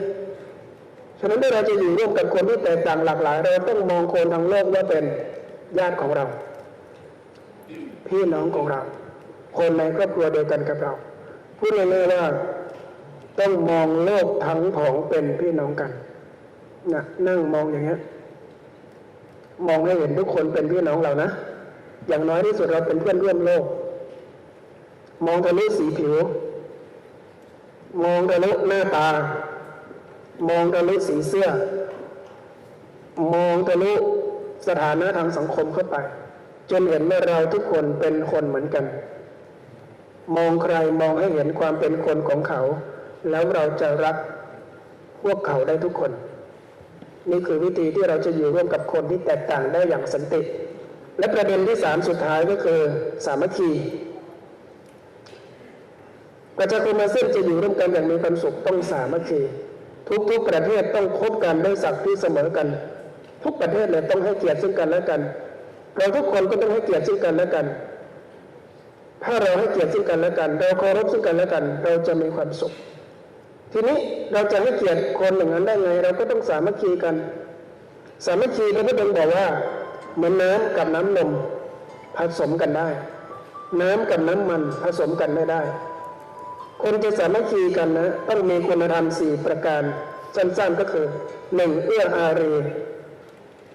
เป็นผู้ให้นั่นเอง2วจีไพเราะนะปากหวานขานเพราะ3สงเคราะห์ชุมชนคือไม่เห็นแก่ตัว4วางตนเสมอสมานมีสุขก็ร่วมเสพมีทุกข์ก็ร่วมต้านเอื้ออารีคือแบ่งปันมีอะไรดีๆนะแบ่งปันกันอย่าไปเก็บกินคนเดียวถ้าเราแบ่งปันกันนะเราก็จะไม่คอร์รัปชันการให้นะเป็นธรรมะพื้นฐานที่สุดที่พระพุทธเจ้าสอนตลอดเวลาท่านทั้งหลายลองดูสินะถ้าเราอยากอยู่ในใจใครเราลองให้สิอาตมาพูดเสมอว่าถ้าเรามีขนมชิ้นหนึ่งกินคนเดียวนะอิ่มคนเดียวนะแต่ถ้าแบ่งให้เพื่อนกินนะอิ่มอยู่ในใจเพื่อนตราบนานเท่านานปีที่แล้วอาตมาไปถ่ายรายการที่หลวงพ่อบางญาติโยมพอออกไม่ออกดูแลดีมากเอาผักส้มสดๆนะผักดองมาถวายอาตมาภาพแล้วมันอร่อยมากอาตมาก็บอกโอ้โหนี่อร่อยนะเนี่ยโอ้โหถ้ากลับไทยนะได้สักขวดก็เจ๋วพูดเล่นพูดหัววันที่ขึ้นเครื่องบินกลับรู้ต่อเกิดอะไรขึ้นอาตมาภาพได้มา10 ขวดนะแล้วตั้งแต่วันนั้นเป็นต้นมานะเวลาอาตมาภาพออกหนังสือใหม่อาตมาภาพบอกลูกศิษย์ส่งไปให้โยมแม่ที่หลวงพ่อบางหน่อยไม่น่าเชื่อนะผักส้มนะงอกมาเป็นหนังสือกี่เล่มเราไม่รู้ตอนนี้แล้วอาตมาภาพจำโยมคนนั้นได้ตลอดเพราะว่าโยมแม่ให้ไงเห็นไหมอันนี้สมของการให้นะทำให้เราก็เป็นนั่งอยู่ในใจคนอื่นฉะนั้นท่านอยากเป็นที่รักของใครต่อใครท่านเป็นผู้ให้จำเป็นสิ่งง่ายๆว่ายิ่งหวงยิ่งหายยิ่งให้ยิ่งหอมนะยิ่งหวงยิ่งหายยิ่งให้ยิ่งหอมท่านมีอะไรดีๆท่านเก็บไว้คนเดียวนะพอท่านตายมันหายไปกับท่านเลยนะแต่ถ้าท่านมีความรู้ท่านแบ่งออกไปท่านตายความรู้ยังอยู่ท่านมีอาหารอร่อยท่านแบ่งเพื่อนบ้านวันหนึ่งเพื่อนบ้านมีของอร่อยเขาก็ให้คืนท่านนี่คือศิลปะของการเป็นที่รักยิ่งหวงยิ่งหายยิ่งให้ยิ่งหอม2วจีไพเราะก็คือทุกครั้งที่พูดอย่าพูดให้ใครเจ็บช้ำน้ำใจการพูดมี2อย่างนะ1พูดเหมือนดอกไม้ร่วงออกจากปาก พูดแล้วเนี่ยคนที่นั่งอยู่ข้างหน้าโอ้ยสดชื่นในหัวใจพูดแล้วดอกไม้ร่วงออกจากปากอีกคนหนึ่งพูดแล้วหอบพุ่งออกจากปากเคยเจอไหมปีที่แล้วมีสามเณรรูปหนึ่งที่เวียงจันทร์เนี่ยไปหาอาตมาภาพที่เมืองไทยไปปรึกษาอาตมาแล้ววันนั้นก็มีพระหลายรูปมาดูงานที่สำนักอาตมาภาพด้วยนักเรียนที่นั้นก็บอกว่าพระอาจารย์ครับผมอยากเป็นนักเทศน์เหมือนพระอาจารย์เลยพระรูปหนึ่งซึ่งมาดูงานไม่รู้โผล่มาจากไหนพูดขึ้นมาว่าเรียนจบหรือยังครับกำลังเรียนอยู่ครับเรียนไปเรียนก่อนอย่าฝันสูงเน้นตาเราห้วยเลยนะตอนแรกมาถึงมีองค์อาจมากตานี่ทองประกายเหมือนกับอยากจะเปลี่ยนแปลงโลกเลยนะโอ้โหพอเจอคำพูดที่เหมือนหอกสะท้อนเล่นทิ่มปากเนี่ยเน้นหดเลยจังเลยพอตอนเย็นอาตมาภาพเล่นเนนมาหาลูกเนนสมัยก่อนพระอาจารย์ก็เหมือนลูกเนนพระอาจารย์เคยฟังหลวงพ่อปัญญานันทะเทศน์แล้วพระอาจารย์ก็มีความฝันว่าวันหนึ่งพระอาจารย์จะเป็นนักเทศน์ถ้าพระอาจารย์ทำได้ลูกเนนก็ทำได้เนนตาโทประกายวิ่งเลยเห็นไหมในหนึ่งวันน้องเนนรูปนั้นตอนเช้าหมดหวังตอนเย็นมีความหวังเพราะลมปากของคนสองคนเห็นไหมตอนนี้สามเณรรูปนั้นเรียนอยู่ที่เมืองไทยเนี่ยปี 3แล้วใกล้จบแล้วอาจารย์ให้ทุนด้วยแล้วเป็นนักเทศเรียบร้อยแล้วตอนนี้เริ่มเทศเริ่มสอนที่เชียงใหม่แล้วเห็นไหมเก่งไหมเนี่ยทุกวันมีคนที่รายล้อมเราอยู่นะคนที่รายล้อมเราอยู่นั้นคนหนึ่งเป็นดอกไม้คือพูดแล้วเรามีขวัญมีกำลังใจคนหนึ่งจะเป็นหอกพูดแล้วเราสุดทุกครั้งเลยพ่อแม่ก็เหมือนกันนะเวลาลูกทำอะไรเก่งๆมาเนี่ยพ่อแม่บางคนเป็นดอกไม้ฉันลูกเรียนเก่งมากมาถึงปุ๊บแม่ลูกสอบได้ที่ 2แม่ที่เป็นหอกนะอะไรของแกทำไมไม่เอาที่ 1ที่ 2มันก็เก่งมากเลยนะอันนี้เรียกว่าแม่ที่เป็นหอกนะพูดอย่างนี้ลูกซึ้งไหมเสียใจไหมเสียใจนะแต่ถ้าคุณแม่ที่เป็นดอกไม้นะพอลูกได้ที่ 2ปั๊บดีนะลูกแม่เชื่ออย่างสนิทใจว่าเธอแม่ลูกของแม่ต้องเอาที่ 1มาให้ได้เท่ไหมลูกฟังแล้วมีกำลังใจไหมมีกำลังใจเนี่ยคนที่รอเราอยู่นะมีที่เป็นแต่รอมากเลยทั้งคนที่เป็นดอกไม้และคนที่เป็นหอกมีวันหนึ่งอาตมาภาพได้ไปเยี่ยมคนที่ป่วยด้วยโรคมะเร็งหมอบอกให้คนคนนี้ออกจากโรงพยาบาลนะเป็นนอนอยู่ที่บ้านเพราะหมอบอกว่ารักษาไปแล้วเท่านั้นคนทั้งหมู่บ้านแห่มาเยี่ยมพออาตมาภาพไปเยี่ยมเนี่ยคุณยายชันกายลุกขึ้นมามีกำลังใจมากไม่กินข้าวมา5 วันละพอเราไปเยี่ยมเนี่ยยายลุกมากินข้าวมีความสุขตาทอประกายวิ่งพระอาจารย์ก็ชวนพูดแบบยายไม่ต้องห่วงนะป่วยแค่ไหนโอกาสสุดท้ายอย่างนี้พระอรหันต์บางรูปบรรลุธรรมตอนป่วยเพราะเอาความป่วยเป็นครูยายก็เหมือนกันเชื่ออาตมายายลุกมากินข้าวเลยเชื่อมั่นในพลังของธรรมะในพลังของคำพูดสักพักหนึ่งก็มีคุณตาคนหนึ่งอายุ70 กว่าแล้วขึ้นมาและเป็นที่รู้กันว่าคนนี้ปากเสียประจำหมู่บ้านพอแกขึ้นมาปุ๊บแกก็พูดขึ้นมาว่ากี่วันแล้วนี่โรคนี้ไม่ต้องห่วงอ่ะเป็นแล้วตายทุกคนเท่านั้นเองยายสุดขาดที่เลย3 วันก็ไปเลยเห็นไหมคนปากเสียนะฉะนั้นทุกครั้งที่เราพูดบอกตัวเองว่าเราจะให้ดอกไม้ร่วงจากปากของเราเราจะไม่ยอมให้หอกพุ่งออกจากปากของเราเป็นอันขาดลองทบทวนตัวเราซิที่ผ่านมาที่เราพูดทุกครั้งหอกหรือดอกไม้ ถ้าเป็นหอกนะกลับไปเย็นนี้เลิกนะกลับไปบ้านไปเจอสามีเราเคยเรียกเขาไอ้แก่วันนี้ต้องเปลี่ยนใหม่ฮัลโหลดาริ่งมันเปลี่ยนได้นะเขาจะรู้สึกดีเขาอาจจะขนลุกนิดหนึ่งมาอย่างไรวะเนี่ยจู่ๆได้เออดาริ่ง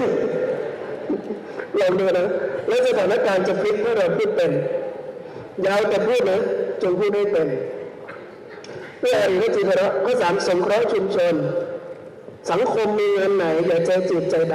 ำให้มี service mind คือจิตอาสาเนี่ยอย่างช่วงนี้เรามีงานพระเดชพระคุณหลวงปู่ของเราทุกเย็นไปเถอะไปฟังเทศน์ไปฟังธรรมไปช่วยเสิร์ฟน้ำไปช่วยยกเก้าอี้ไปช่วยบริการแขกไม่รู้จะทำอะไรเขาถอดรองเท้าเสร็จอาสาจับรองเท้าไม่รู้จะทำอะไรแขกมาเยอะเหลือเกินไปช่วยล้างห้องน้ำนี่คือจิตของพระโพธิสัตว์ใครก็ตามที่เป็นคนอย่างนี้นะจะเป็นที่รักจะเป็นที่รักอยู่ที่ไหนก็ตามเนี่ยจะมีคนรักจะมีคนยกย่องเห็นคนอื่นทำการทำงานบางอย่างไม่ต้องให้เขาชวนเราแล้วเห็นอยู่แล้วเราเข้าไปเลยไปช่วยเลยมีอะไรให้ทำเราทำทันทีคนอย่างนี้เรียกว่าคนจิตพระโพธิสัตว์ศัพท์สมัยใหม่เรียกว่า service mind คือมีจิตพร้อมที่จะบริการคนอื่นเบิกบานกับการรับใช้เพื่อนมนุษย์คนอย่างนี้ชอบทำงานสังคมสงเคราะห์นะคนอย่างนี้เป็นคนที่น่ายกย่องมากแต่เวลาที่เราอยากจะช่วยคนอื่นอย่ามีแต่ความอยากนะยังต้องมีความรู้ด้วยอย่ามีแต่ความอยากนะเวลาจะช่วยคนอื่นนะต้องมีความรู้เหมือนเราเห็นคนประสบอุบัติเหตุเนี่ยกระโดดลงไปแล้วก็ปั๊มลมหายใจเขาเลยเนี่ยเราเป็นคนตัวอ้วนเนี่ยเอามือวางลงไปแล้วก็ทับพวกดูเขาหักเลยไม่ได้นะจะช่วยคนเนี่ยต้องมีความรู้อย่ามีแต่ความอยากเหมือนเด็กชายคนหนึ่งไปฟังเทศน์ที่วัดหลวงพ่อท่านสอนด้วยจิตพระโพธิสัตว์พวกเราทุกคนอย่าลืมนะอย่าใจจืดใจดำเห็นใครตกทุกข์ได้ยากต้องเข้าไปช่วยเหลือบางอย่างไม่ต้องรอให้เขาบอกเห็นปุ๊บช่วยปั๊บไอ้หนูคนนี้มันฟังเสร็จปั๊บมันก็ไปเลยกลับบ้านพอกลับบ้านไปเจอที่พอกลับบ้านไปถึง4 แยกแห่งหนึ่งรถพลุกพล่านมากเห็นคนตาบอดคนหนึ่งสวมแว่นดำยืนเก๊ๆกังๆอยู่ฝั่งโน้นถือไม้เท้าด้วยไอ้หนูคิดขึ้นมาว่านี่แหละคือนาทีที่เราจะได้ช่วยสังคมมันเดินข้ามไปฉับจูงแขนคุณลุงตาบอดจากฝั่งโน้นมาไว้ฝั่งนี้พอจูงเสร็จคุณลุงครับผมช่วยคุณลุงข้ามมาแล้วนะครับคุณลุงเดินต่อได้เลยนะครับลุงบอกแกช่วยฉันมาทำไมเอาทำไมลุงก็ลุงก็ข้ามจากฝั่งโน้นมาเห็นไหมเพราะฉะนั้นอยากช่วยคนอย่าลืมอย่ามีแต่ความอยากต้องมีความรู้ด้วยทำการบ้านดีๆศึกษาหน่อยว่าจะช่วยเขามีความรู้ความสามารถที่จะช่วยไหมนะอันข้อ 4วางตนเสมอสมานเวลาเห็นเพื่อนร่วมงานกำลังลำบากกำลังมีปัญหาอย่าอยู่เฉยๆลุกขึ้นมามีสุขร่วมเสพมีทุกข์ร่วมต้านถ้าเราเป็นคนที่ช่วยเหลือเขาทั้งในยามสุขและในยามทุกข์เราจะเข้าไปอยู่ในใจเพื่อนอยากได้ใจเพื่อนนะอย่าทิ้งเพื่อนมีสุขก็ร่วมเสพมีทุกข์ก็ร่วมต้านแค่นี้เองใครทำตนเป็นบุคคลอย่างนี้ก็จะเป็นที่รักของคนทั้งชุมชนนี่คือความสามัคคีนะฉะนั้นถ้าเราอยากให้สามัคคีเกิดขึ้นมาในบ้านในเมืองในชุมชนของเราทำ4 ข้อนี้เพื่ออารีวจีไพเราะสงเคราะห์ชุมชนวางตนเสมอสมาน4 ประการนี้จะทำให้เราอยู่ร่วมกันด้วยความสมานสามัคคีเอาแล้วนะพระอาจารย์ให้เคล็ดลับในการเข้าสู่ประชาคมอาเซียนมาครบทั้ง3ความแล้วนะความรู้ความรักความสามัคคีคิดว่าน่าจะพอสมควรแก่เวลาแล้วล่ะเอาก่อนจะจบจริงๆอยากเจริญพรพี่น้องเราชาวเวียงจันทร์ใครอยากจะแลกเปลี่ยนเรียนรู้ร่วมกับพระอาจารย์ยกมือขึ้นถามปัญหาได้เลยเจริญพรและนี่ที่ว่าเป็นโชคดีที่สุดเพราะที่ว่าได้มาฟังพระกถาธรรมที่ว่ามีประโยชน์ได้ทั้งความสนุกสนานและก็ความรู้ ที่จะปฏิบัติในชีวิตการตีความหมายเกี่ยวกับการเดินทางสายกลางเนาะคำว่าเดินสายกลางยังบ่ทันได้เลือกเส้นหรือว่าเข้าใจผิดเพราะจึงว่าถ้าว่าอาจารย์มีคำคิดคำเห็นเกี่ยวกับตัวนี้เพิ่มเติมเนาะมีคำสอนเกี่ยวกับนี้จะใครเพิ่มเติมตื่นเกี่ยวกับคำว่าเดินสายกลางเนาะและตัวคำถามตัวที่สองนี่เหมือนเกี่ยวกับการบริโภคสื่อก็คือปัจจุบันนี้หนังสือทางออนไลน์บ่หรือโซเชียลมีเดียฉะนั้นอยากให้คนแนะนำเกี่ยวกับการบริโภคสื่อที่ดีเนาะเพราะว่ามีหลายคนในการผิดพลาดบ่เสื่อมในการต่อหาจำนวนหนึ่งแม่นแล้วเอาไปปฏิบัติในชีวิตประจำวันนี่ให้มีผลต่อความสามัคคีต่อความเข้าใจเรื่องพิเถียงกันเนาะอยู่ในชีวิตประจำวันโดยตรงเนาะเป็นคำถามที่ทันสมัยมากนะตอบคำถามที่สองกันการบริโภคสื่อคือทุกวันนี้มันมีสื่อให้เลือกบริโภคเยอะจริงๆนะแล้วตอนนี้พี่น้องลาวพี่น้องไทยก็บริโภคสื่ออันเดียวกันเลยเฉพาะสื่อในประเทศเราก็เยอะสื่อในประเทศเพื่อนบ้านก็เยอะยังมีสื่อจากตะวันตกยุโรปอเมริกาเยอะๆจริงๆถ้าท่านมีจานดาวเทียมนะท่านไม่กดไปเลย1 วันอาจจะไม่ครบทั้งทุกช่องนะมันกดดูเดียวยังไม่ต้องเข้ารายละเอียดนะนี่มันเยอะแยะจริงๆบางช่องนี่เรากดดูเนี่ยโอ้นี่ผู้ประกาศข่าวนี่ประหลาดมากนะไปดูนะกำลังดังเลยเวลาที่อ่านข่าวนะมันจะปวดผ้าทีละชิ้นหนึ่งเนี่ยกำลังเป็นประเด็นอยู่ในโทรทัศน์เมื่อวันก่อนมีสื่อโทรศัพท์มาสัมภาษณ์อาตมาอาจารย์โมได้ดูไหมที่ผู้ประกาศข่าวประเทศหนึ่งเนี่ยอ่านข่าวไปเบรกที่1เนี่ยถอดเสื้อนอกเบรกที่2มันถอดยกทรงคนดูกันทั้งโลกเลยตอนนี้ดังมากอาจารย์บอกโยมอาตมาจะคอมเมนต์ได้ไงสื่ออย่างนี้พระไม่ควรดูถ้าจะให้อาตมาคอมเมนต์ส่งให้ดูสิเพราะอาตมาถือคติว่าต้องหาความรู้ก่อนให้ความเห็นต้องวิจารณ์ก่อนต้องวิจัยก่อนวิจารณ์คนส่วนใหญ่ที่วันนี้ไม่ค่อยหาความรู้หรอกนะใครส่งอะไรมาปั๊บเชื่อเลยมีคนส่งรูปมาทาง Facebook ทางไลน์เชื่อเลยเชื่อแล้วแชร์เลยใช่ไหมเป็นอย่างนี้ตลอดฉะนั้นทุกวันนี้สื่อมันเยอะข้อมูลมันเยอะมากพระอาจารย์อยากจะบอกว่าเราต้องแยกแยะอย่าเชื่อทั้งหมดขยะข้อมูลปฏิกูลข่าวสารมันกำลังล้นโลกและส่งมาถึงมือเราถ้าใครมีโทรศัพท์สมาร์ทโฟนตลอดเวลาเปิดทิ้งแม้แต่สื่อจะไหลเข้าตลอดเวลาแล้ววันนี้ให้เราเวลามาเสียกับสิ่งเหล่านี้คุณก็ไม่ต้องทำอะไรดีๆแล้วฉะนั้นถ้ามาถามพระอาจารย์ระหว่างการบริโภคสื่อเหล่านี้กับการอ่านหนังสือดีๆสักเล่มหนึ่งพระอาจารย์เลือกใช้เวลากับหนังสือแม้กระทั่งบิลเกตส์ซึ่งเป็นคนที่สร้างสื่ออันดับต้นๆของโลกนะเขาก็บอกโลกให้อ่านหนังสือมากกว่าติดตามสื่อและยังจำกัดเรื่องการใช้โทรศัพท์ให้ใช้เป็นชั่วโมงเห็นไหมดังนั้นเราอยู่ท่ามกลางโลกทุกวันนี้ก็อยากจะบอกวิธีบริโภคสื่อว่า1อย่าเชื่อทั้งหมด2เมื่อได้รับข้อมูลเรื่องไหนให้ค้นคว้าเพิ่มเติม3ถ้าจะเผยแพร่ต่อด้วยการเขียนด้วยการพูดให้ค้นหาความรู้ให้ลึกซึ้งถึงที่สุดชนิดที่เรียกกันว่าก่อนให้ความเห็นจงหาความรู้ก่อนวิจารณ์จงทำการวิจัยตั้งหลักให้ได้อย่างนี้และท่านจะได้บริโภคเฉพาะสื่อที่มีแก่นสารอันนี้คำถามที่2นะกลับไปคำถามที่1ประเด็นของทางสายกลางอยู่ตรงไหนทางสายกลางตามธรรมะแท้ๆท่านหมายถึงมรรคมีองค์8ประการเท่านั้นเริ่มด้วยสัมมาทิฏฐิเห็นชอบจบด้วยสัมมาสมาธิคือปฏิบัติสมาธิชอบอันนี้ความหมายที่แท้จริงท่านเอาแค่นี้แต่ความหมายในทางโลกทางสายกลางคือการรู้จักความพอเหมาะพอดีความรู้จักประมาณนั่นเองทำอะไรเราต้องรู้จักประมาณนะอย่ามากไปอย่าน้อยไป สมมุติอาตมาภาพเป็นพระถ้าโยมบอกว่าท่านโมเทศดีนะแต่ถ้าอาตมาภาพไม่รู้จักพอดีเทศตั้งแต่วันเสาร์ถึงเช้าวันจันทร์ไม่หยุดแล้วโยมห้ามออกนะถ้าอย่างนี้มันจะดีไหมก็ไม่ดีแล้ว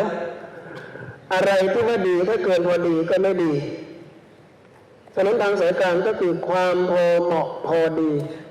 ซึ่งเราทุกคนสามารถประเมินได้ทุกคนอยู่ในทางสายกลางอยู่แล้วนะเช่นเวลาเรากินข้าวพระพุทธเจ้าบอกว่าถ้าเรากินข้าวถ้าเรารู้สึกว่ากำลังใกล้จะอิ่มแล้วนะก็ให้หยุดและดื่มน้ำเหลือพื้นที่ให้น้ำอย่ากินจุกแล้วก็ตามด้วยน้ำอันนั้นจะทำให้เราเลยทางสายกลางฉะนั้นทางสายกลางก็คือทำอะไรก็ตามให้คำนึงถึงความพอเหมาะพอดีพอควรพอตัวชัดไหมทุกสิ่งทุกอย่างเนี่ยมันมีความพอเหมาะสมมติเราจะทานเส้นตำเนี่ยพริกเกลือกะปิน้ำปลาเครื่องปรุงต่างๆกุ้งแห้งใส่เข้าไปดูถ้าเรารู้จักทางสายกลางเราจะปรุงออกมาแล้วอร่อยถ้าไม่รู้จักพอเหมาะนะปรุงออกมาแล้วเค็มสุดๆเลยบางคนก็หวานสุดๆเลยฉะนั้นอยากรู้เรื่องทางสายกลางไปถามแม่ค้าส้มตำนะทางสายกลางอยู่ในชีวิตเราความพอเหมาะพอดีพอควรพอตัวนั่นแหละคือทางสายกลางในภาคปฏิบัติเอาละถามได้ดีมากขอพวกเราปรบมือให้ท่านเจ้าของคำถามหน่อย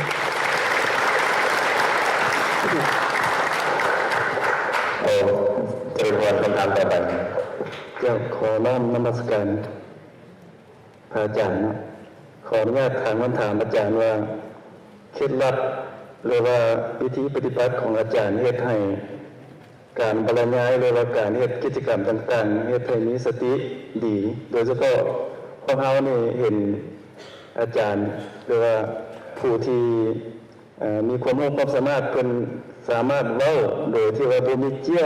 แล้วก็บ่มีผิดเพี้ยนกำหนดเวลากำหนดหัวข้อต่างๆนี่ขอความรู้เป็นธรรมทานให้เนาะขอขอบใจอันนี้ก็เป็นคำถามที่น่าจะมีประโยชน์มากโดยเฉพาะกับพระหนุ่มเนนน้อยทั้งหลายที่เป็นนักเทศน์นักบรรยายและกับลูกหลานทั้งหลายที่เป็นนักศึกษา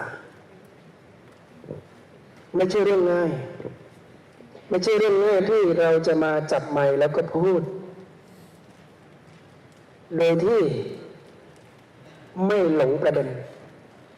มีคนจำนวนมากนะตั้งใจจะพูดอะไรดีๆนะพอเอาไมค์ใส่มือปุ๊บพูดไปไม่รู้ตัวเลยจบลงไปยังมึนอยู่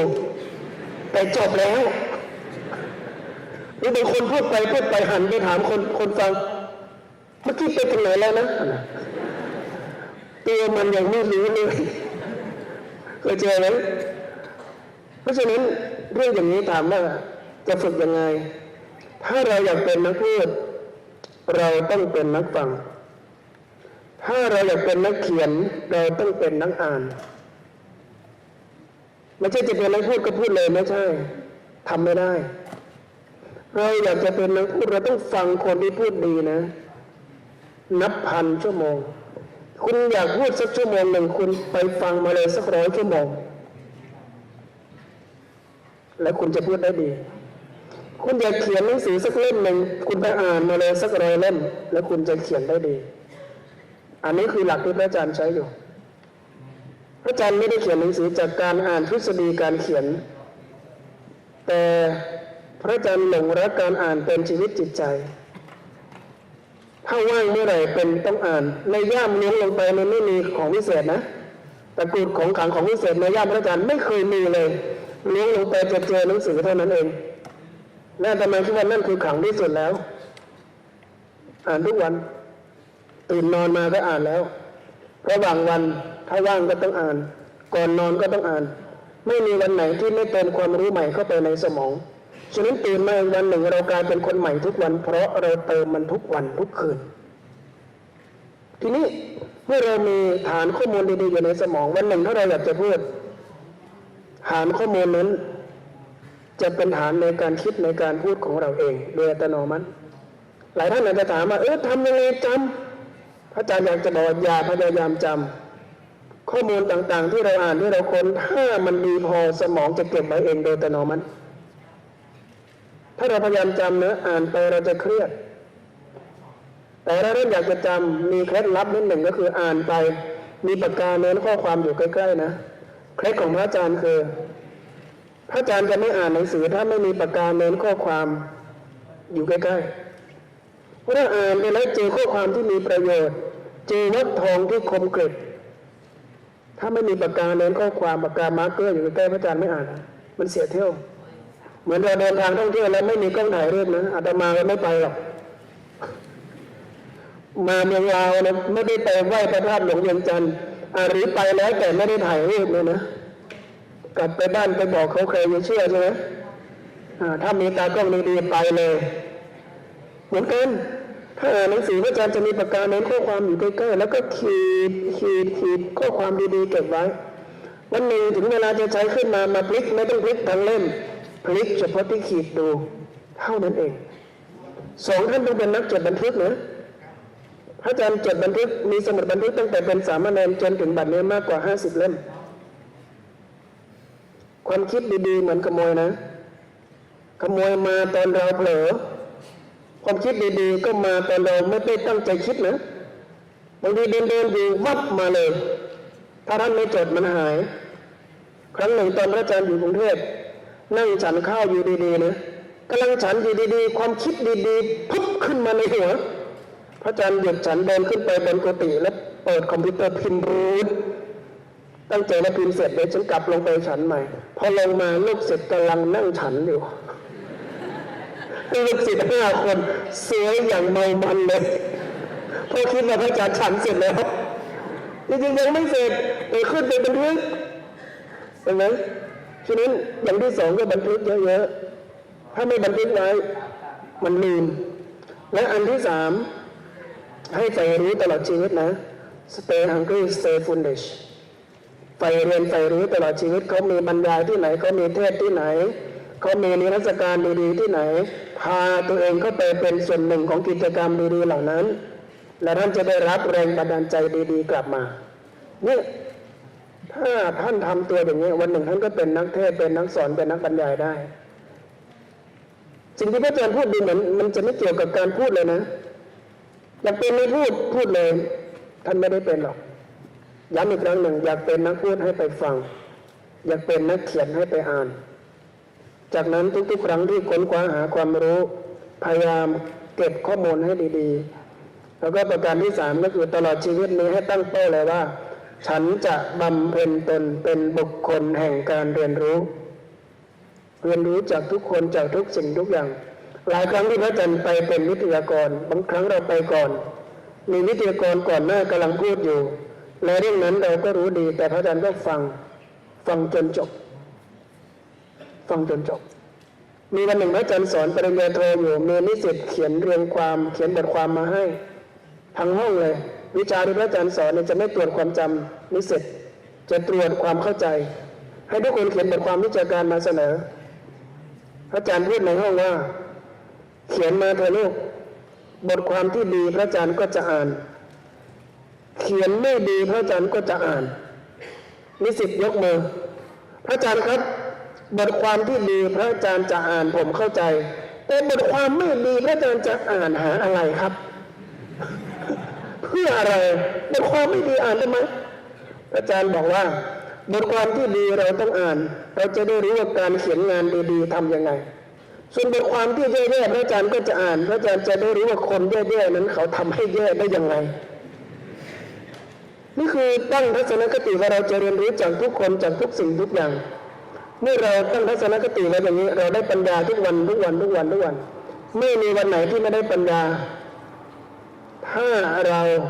ตั้งปณิธานว่าฉันจะเป็นบุคคลแห่งการเรียนรู้อีกข้อหนึ่งซึ่งพระอาจารย์ใช้สมัยเป็นนักศึกษานะอันนี้เหมาะมากกับนักเรียนทุกคนตอนนี้พระอาจารย์เรียนปริญญาตรีปริญญาโทและปริญญาเอกพระอาจารย์จะเขียนคติธรรมติดไว้ที่หน้าห้องนะตัดสติ๊กเกอร์มาติดเลยว่าสิ่งที่เธอทำกำลังจะนำเธอเข้าไปใกล้เป้าหมายหรือไม่สิ่งนี้เตือนพระอาจารย์ทุกวัน สิ่งที่เธอทำกำลังจะนำเธอเข้าไปใกล้เป้าหมายหรือไม่ตอนเป็นนักศึกษาพระอาจารย์เตือนตัวเองด้วยประโยคนี้เช่นอาทิตย์หน้าจะสอบแม้แต่คืนนี้ละครหลังข่าวมันมากเลยอ่ะมันจะจบแล้วจิตมันอยากจะไปดูละครพอก้าวเท้าออกจากกุฏิปุ๊บมาเจอประโยคนี้สิ่งที่เธอทำมันจะนำเธอเข้าไปใกล้เป้าหมายหรือไม่พระอาจารย์ก็กลับห้องเลยพอคิดขึ้นมาได้แล้วข้อสอบเขาคงไม่ถามหรอกว่านางเอกเรื่องนี้ชื่ออะไรเห็นไหมอะไรที่ไม่เกี่ยวกับสิ่งที่กำลังเรียนพระอาจารย์ตัดออกหมดนั่นเป็นเหตุผลให้เราประสบความสำเร็จในการเรียนทั้งทางโลกและทางธรรมดังนั้นขอฝาก4ประเด็นนี้ไว้นะและถ้าจะเป็นประเด็นสุดท้ายก็คือหาโอกาสฝึกให้ได้มากที่สุดสั่งสมชั่วโมงเป็นให้ได้เยอะที่สุดตอนนี้เรายังไม่ดังนั่นแหละใครชวนไปพูดที่ไหนพูดหมดเลยนะใครชวนไปเขียนอะไรเขียนหมดเลยสั่งสมฝีมือให้เต็มที่เหมือนมะม่วงถ้ามันสุกคาต้นแล้วมันจะหอมหวนเนี่ยอย่างน้อยๆก็ได้5ประการนะฝากคุณโยมเนาะปรบมือให้ท่านเจ้าของคำถามในกลุ่มประชาคมอาเซียน10ประเทศซึ่งมีระบอบการเมืองแตกต่างกันและมีศาสนาต่างกันจะเอาศาสนาพุทธเข้าเรื่องใดนมัสการศาสนาต่างกันนะพุทธคริสต์อิสลามซิกพุทธคริสต์อิสลามพราหมณ์ซิกแต่ละศาสนาไม่ต่างกันถ้าเรามองเผินๆนะแต่ถ้าเจาะลึกเข้าไปเราจะพบว่าในความต่างนี้มีความเหมือนอยู่นะเช่นทุกศาสนาสอนให้มนุษย์อยู่กันอย่างสันติพระพุทธองค์ได้บอกว่าขอให้เธอนั้นเมตตาต่อคนทั้งโลกดังหนึ่งโลกทั้งของเป็นพี่น้องกันพระฤาษีได้บอกว่าเธอทุกคนก็คือบุตรของพระเจ้าฉะนั้นถ้าใครตกแก้มขวาก็โปรดกรุณาหันแก้มซ้ายให้เขาด้วยนี่ก็คือสุดยอดของความรักเลยอิสลามโดยรูปศัพท์อิสลามิกแปลว่าผู้แสวงหาสันติภาพถ้าเราถือตามนิยามนี้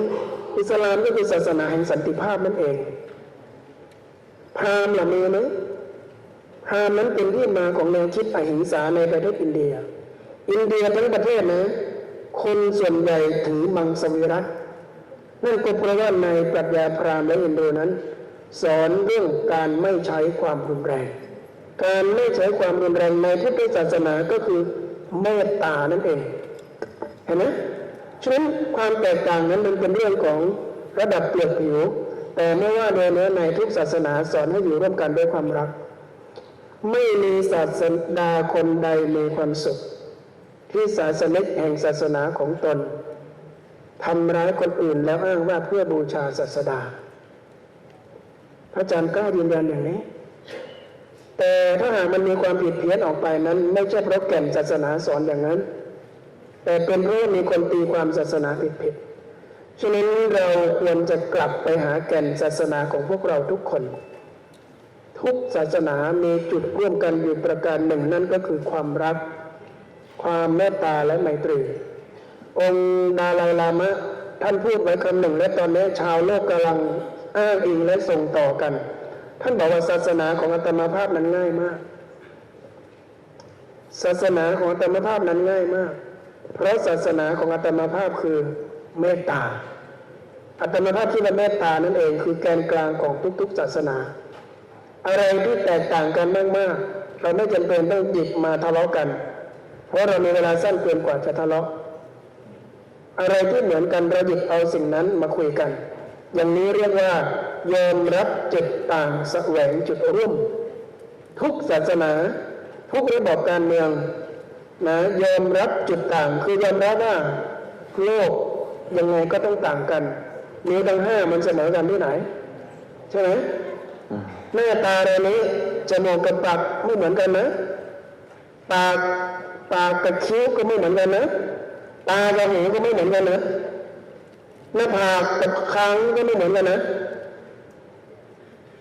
แต่ทำไมเจ้าสิ่งที่ไม่เหมือนกันสักอย่างเนี่ยหลอมรวมกันกลายเป็นใบหน้าที่น่าดูน่าชมของเราได้ความต่างนั้นสร้างความงามอย่าให้ความต่างมาสร้างสงคราม ยอมรับจุดต่างแสวงจุดร่วม ถ้าทำได้เราจะอยู่ร่วมกันได้อย่างสันติทั้งทางศาสนาและทางการเมือง สาธุ